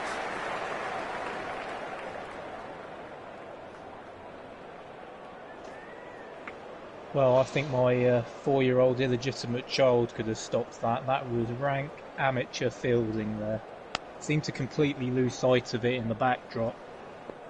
We didn't pick up on who the fielder was down at the deep extra cover boundary, but they should have stopped that and let the batsman run 2 instead of getting a 4. Good, didn't get a response here. Hit down the ground. It should be cut off by the guy at wide long on for a single. Only 7 runs coming for it, and as we noted at the beginning of the over, the run rate required is 8.4. 35 now needed off 25. Dot balls and singles won't be enough here for the Greens. And that was full and wide for a single. No, but just the odd boundary will be enough now. 8 runs coming from the over, just below what the required run rate is. There's 4 overs to go. Greg, are you listening to the feed? Can you give us a message? And if you are, as Dimmy continues into his 7th over.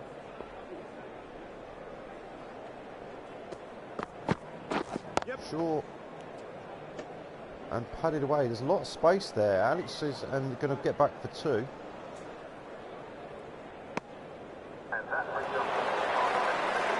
And there's a clap there. I believe that brings up the 50 partnership.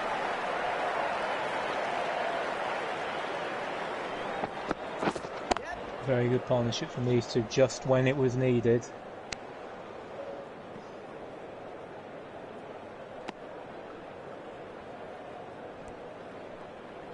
Didn't come off many balls. I believe it was about 33, 34 balls partnership between Alex Skerritt. It was exactly what is needed. I agree with you, Jeff. Excellent shot off the back foot, driving it along the floor. Through the wicket, it's going to go all the way for 4.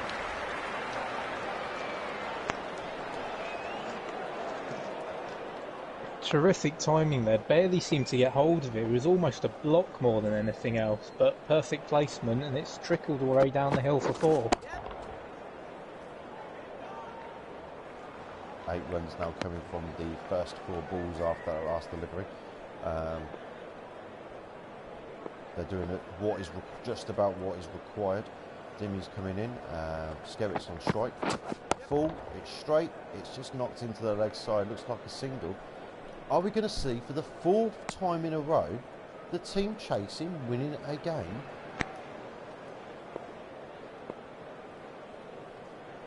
Well, there must be something to it. Ollie, I'd be curious to hear your thoughts at this lower end of the stage. Right what there. are you telling the batsmen still to come in? What instructions are you giving them? Don't be muppets. Don't be muppets. To the point, it's 232 for 2 or 37. Phil Edwards has been brought into the attacks, bowled really well today, 26 off his 4 overs.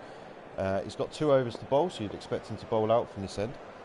As he comes in, Skerritt's on strike. We're going to see your man. It's short, it's wide, it's cut away. Fielder's cut it off well for just a single. The run rate's 8.33 required. It's going to be close. Dot balls and wickets could be the key for the Reds here. As Phil comes in against Mike Pennington around the wicket. Seems to be the plan to Mikey P as another single was taken.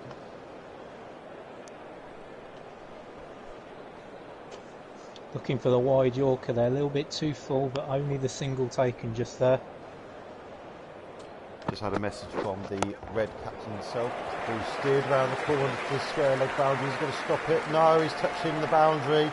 Bit of poor fielding there. They've been fielding so well today. Must be fatigue as it goes for 4. Well, as you were saying there, Beefy, the instruction from the Reds captain to bowl Fuller. Unfortunately, that one just in the slot and a little flick off the pads has seen that trickle to the boundary. I must say, Alex hasn't been there for 5 minutes. He's on already. 38 from 23 balls. What a knock this has been by their number 4. Wait there.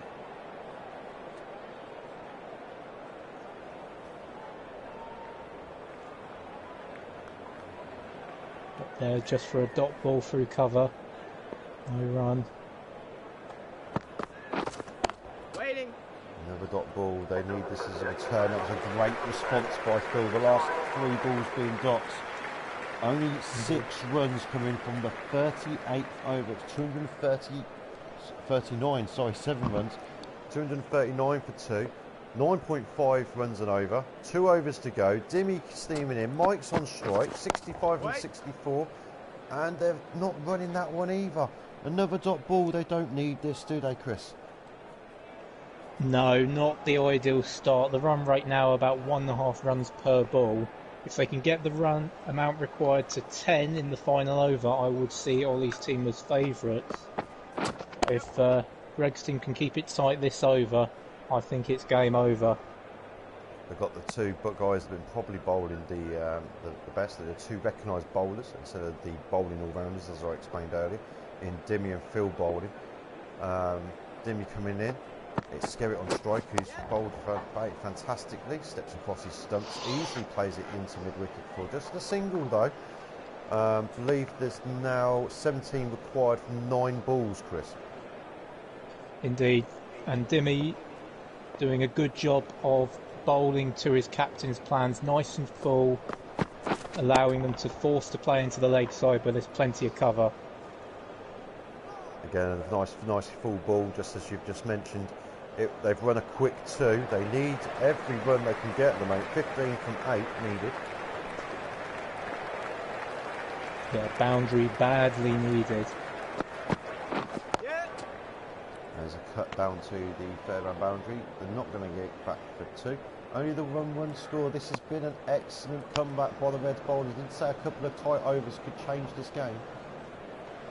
That's okay though. This is the man you want facing the final ball this over, Alex Skerritt. And the man who's been finding the boundary with regular precision. Oh, it needs could be a to run find out it here. now. It's gone to the wrong end. They run a single. A mistake maybe. 6 runs coming from it. A poor over from the Greens.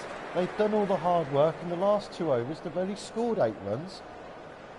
Well, I can only assume the reason he didn't go to the bowler's end was because there wasn't anyone backing up the stump. Oh, Amateur what a fielder. shot. 13 needed from 6 balls, and the first ball of the last over goes for 4. 9 from 5 needed. Excellent shot for Skerritt. Well, you couldn't make it up at the right moment. The boundary king, the man in form, Alex Skerritt. Terrific placement through point for 4. This game very much in the balance now. Needs a couple of dot balls and tight balls from Edwards now. Bill Needs to bowls the ball. respond. It's full, it's on the toes. He plays it into the leg side. Mid-wicket can get round in time. They run a single. Greg's team will be happy with that. The more defensive batsman, Pennington on strike now. Hasn't really looked like hitting a boundary the last few balls. He bowls it, pitches it short. He defends it. He defends it. Reds are massive favourites from here. There's only 3 balls to go. It's 250 for 2. They need 8 runs from 3 balls to win this game. Phil's come running in round the wicket. Pennington on strike, and he's played and missed. What a ball that was! Excellent bowling by Edwards. 2 balls left, Well, 8 runs required. Not the shot to play. No, as he comes back to the crease, they're getting on with this. Big shot over the top of cover. Is he going to get away for 4? They could do with a 4. It's gone all the way. 4 runs there. Mike has through the kitchen sink it. Didn't middle it by any means. It goes for 4 to win the game. There's 1 ball left, and the Greens need 4 to win. Well, that's pressure for you. Hasn't looked like hitting a boundary for a while, but Pennington finds one in the shot and just swipes it away through extra cover. Fielder could do nothing to stop that one. Edwards at the crease, he bowls it, he steps onto the back foot, whacks it into the mid-wicket side. Is he going to go back? He gets it! He gets it! He gets it! Greens win! You could not make it up. We've seen bigger fairy tales in Cinderella, but this one might be the biggest one of them all. The Iceman, Mike Pennington. It's cold up in Lancashire, and it certainly helped him keep cool here. He's pulled that off onto the back foot, finally found a gap and found 4. What a victory for Ollie's team. What a win. What a victory. What a defeat for Greg's team. They will be inconsolable. For 2 games running, the Reds batting first lost the game in the 40th over. The Reds did not do a lot wrong there at all. What an excellent finish. You've got to say all 4 batsmen that batted for the Greens batted extremely well. I thought they'd left it too late. 2 great overs by Phil and Dimmy. I thought they'd done enough, and I'm gutted for Phil. Didn't do a lot wrong there, just Mike threw everything at it. Finishes on 77 from 72. Wow, what an end. Well, I think we should probably turn to the captain here. Your thoughts, Ollie? Well, I have my heart in my mouth for them last couple of overs. I couldn't even find the words to talk about it. I'll tell you something, that out of all of these games, that has probably been the most enjoyable game I've been able to watch out of all of them, because you've got 2 teams full of very good, very talented players putting it all on the line, and to leave it till the very last ball to decide the game, I think that is what cricket's all about. At one point, Greg was in the team. 1 minute, I was in the game. Next minute, Greg's team has brought it all back right till the end. There is no winners until that last ball has been bowled. And that is the main thing about this game. That there is never a loser until the game is finished. And I'll tell you something, Greg, obviously, if you are watching it, is a real shame. Your team played one hell of a game today, and to leave it obviously to the last ball, in my opinion, yes, I've got the W next to my team, but for me as captain, there is no loser in this game, not one. That was an excellent game, and I'll be honest with you, Greg, Ollie, for not a single ball in the whole of that game did I believe that the Greens were favourites to win for 80 overs of that match. In my opinion, the Reds were favourite, and it's only when that ball hit the boundary, that very, very last ball of the match, that the Reds weren't favourites anymore. They did enough today. They did enough last week as well. I think Greg's Reds are a lot stronger than being bottom of the table. They played an extremely good match today, extremely good match last week, and lost due to the closest of margins. Unfortunately, that does stop the Reds being able to compete to make the final. That does put the Blues into the final, and it does actually set up a Yellows versus Greens match next week, which is basically a semi-final to find out who's going to be. It's a winner takes all, Ollie. It's winner takes all. So you versus Ben next week. Two very strong teams in myself and Ben. While I try and grab my notes, try and pretend that I actually know who he's got in his team. Obviously, he's obviously got Mike Goodisakara playing lovely innings in the first game. He's obviously got Matt Hoskins as well as a bowler. He's got Drew. He's got Mike Thompson behind the stumps. Matt Hobson, a very good friend of mine who can hit the ball a long way and create some very good innings. John Hill with the ball and the bat. He's got Sydney. He's also got the Coles is in Lewis and Tony. Both of them can bowl. Both of them can bat. He also got Big H. Big H can bring anything to the game, and I think this kind of being a semi-final, I think Harrison might bring something to it. And obviously, Ben Cole himself having obviously some experience bowling and also can hit the ball absolutely miles. So I think this semi-final between me and Ben's team could be a very, very interesting game. We look forward to it. And Ollie, just talk us through your mindset. You're set to go into the dressing room pretty soon after that momentous, famous victory. What do you say to the players now ahead of that game? The one thing I really want to look at, obviously, if you're looking at the screen now, obviously winning by 8 wickets from obviously last week, taking no wickets, obviously with Dan's team winning by 10 wickets. The one thing that has changed in this team this week is the mentality of the players. They've all turned up to training early. They've all wanted to do everything to try and get us that win. So if you have a look at the bowling side, obviously Alex didn't bowl many overs, but got us the breakthrough. Or obviously Ash Pereira getting us the early breakthrough with Burrows and Nay getting us the wickets as well.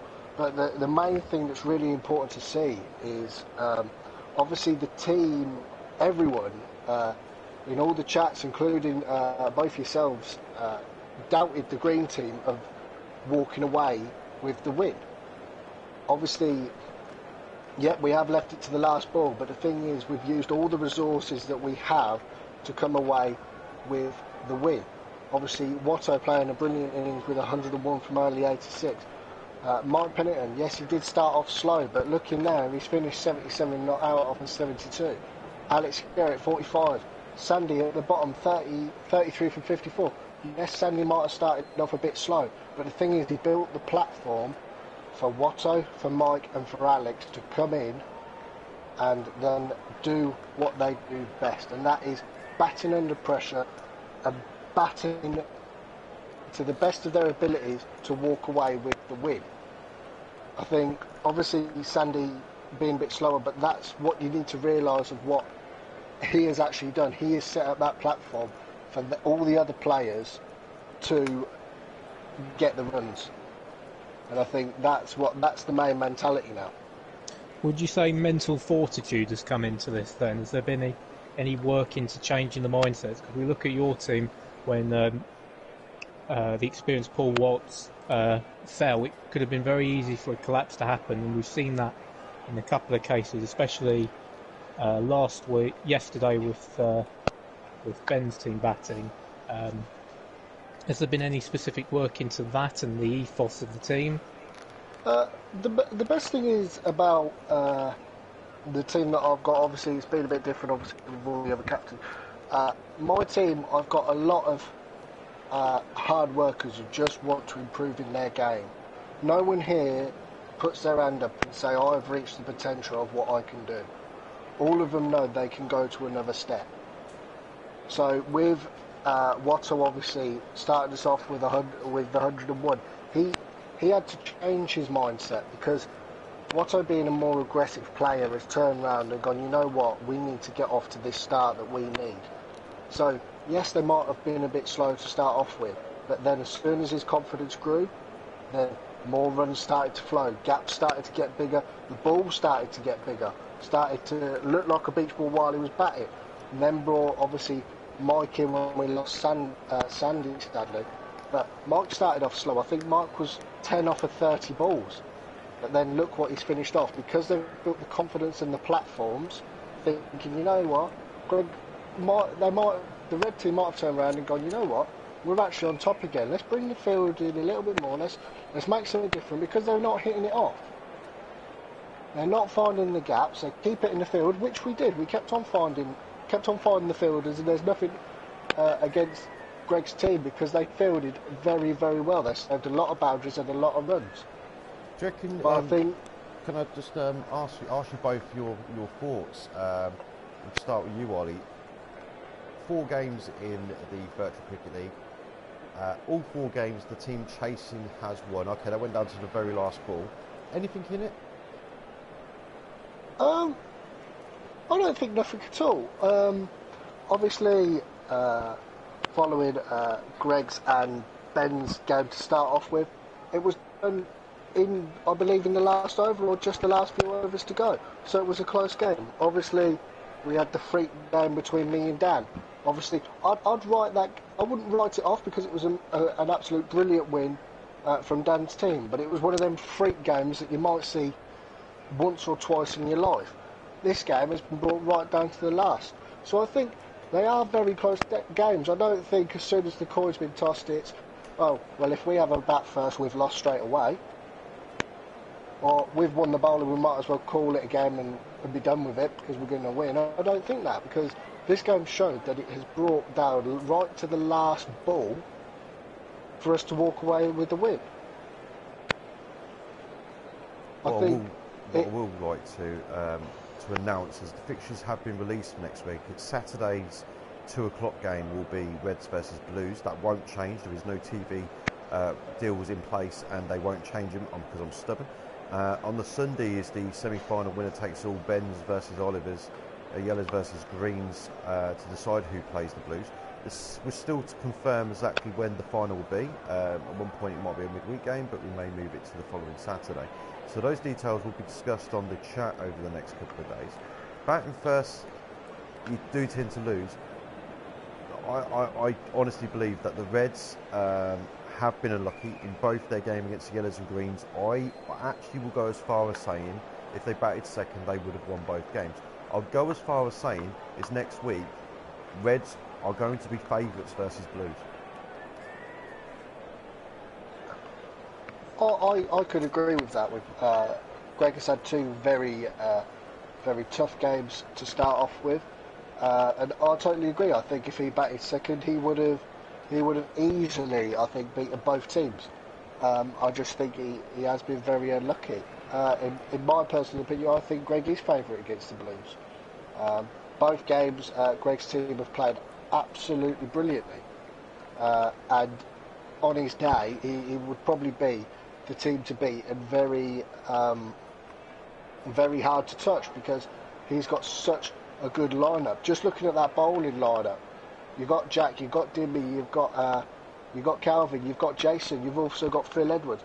All four of them seam bowlers did not let that team down. Yes, Dimmy might have been a little bit expensive, but they don't go for, 6 and over while we're just having a look? So yeah, below 6 and over. Dimmy just over 6 and over. In a 40 over match,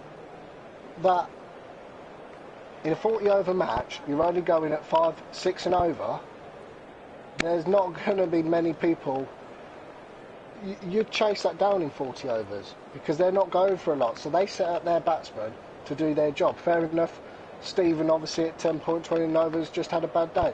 Millard, yet we thought with the dust, obviously with the dust kicking up, might have got him a little bit more spin. Obviously, it hasn't paid dividend with him this week. It's something Jason might want to have to go back to nets and try and figure something else out. Maybe add something else back into his locker. But looking at them four seamers, that is a very strong bowling attack in any forms of cricket, let alone a limited overs 40 game.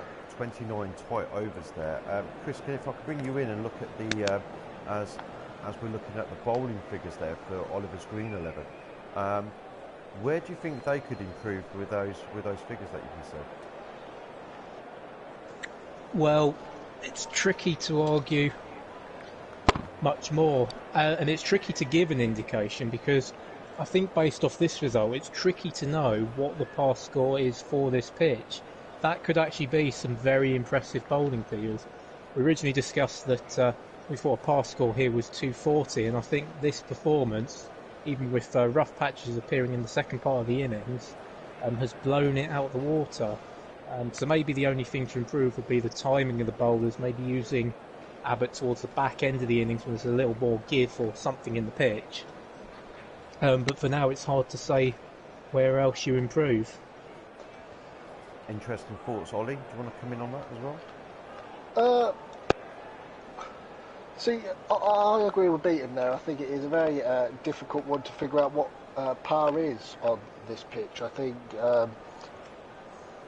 yes, I could have maybe bowled myself, or might even look at maybe opening myself with Ash Pereira. Ash Pereira obviously being my main bowler today, bowled very well. Obviously while you're trying to skip off it as well.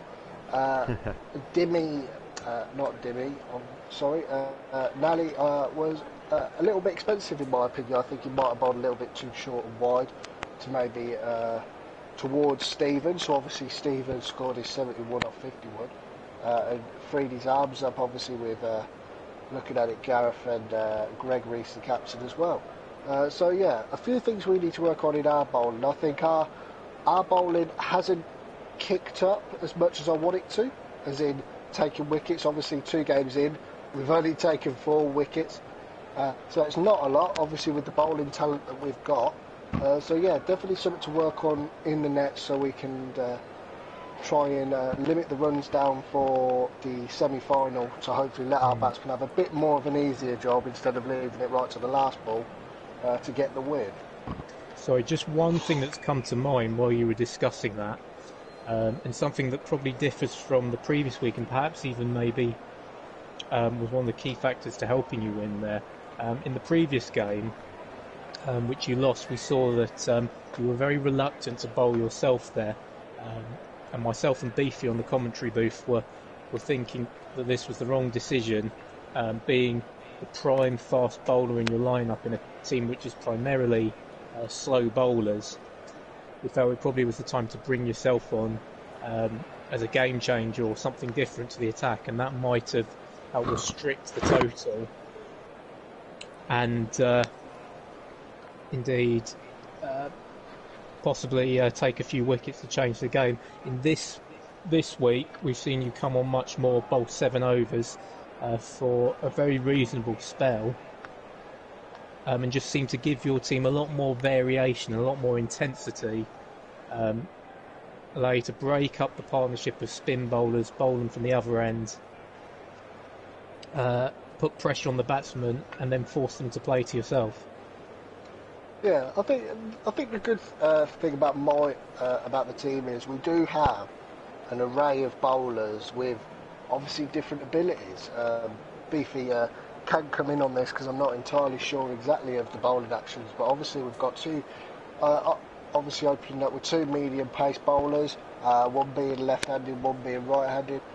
Ash Pereira automatically swinging it in, with AD doing a little bit of the having a little bit of wobble on the ball. Obviously with my two spinners as well, I believe both of them have got two different bowling actions completely. So that's another mix-up that we've got. And then obviously bringing myself in kind of the same shoes of Ash Pereira, but obviously with a bit more pace, a bit more height and a bit more bounce. And obviously at the end, yeah, Alex only bowled 2 overs. Maybe looking at this, Alex could bowl a few more overs for us, obviously being a batting all-rounder. Who knows? Obviously, I have to see during the training session. But everyone there has got a different action and a different something to bring into the bowling game. I think the only thing that we have to do is just use the abilities that we've got and actually just start trusting us a bit more. Obviously, only taking 4 wickets today, none last week. I just think we just need to trust ourselves a bit more when we're bowling. I think last week might have rocked us a little bit, so might have held a few things back in the locker, but I just think we've just got to open up and play the game of cricket. Some good thoughts there from Ollie, as I'm going to now wrap up proceedings on game 4 of the Virtual Cricket League, all to play for next week on Sunday between the Greens and the Yellows. Ollie, congratulations for today. Chris, commiserations, but thank you to you both for joining me on the commentary box. No, thank you. Well done, Greg. Thank you very much. Take care, everybody. Goodbye. Well done. Goodbye, everyone. Bye for now.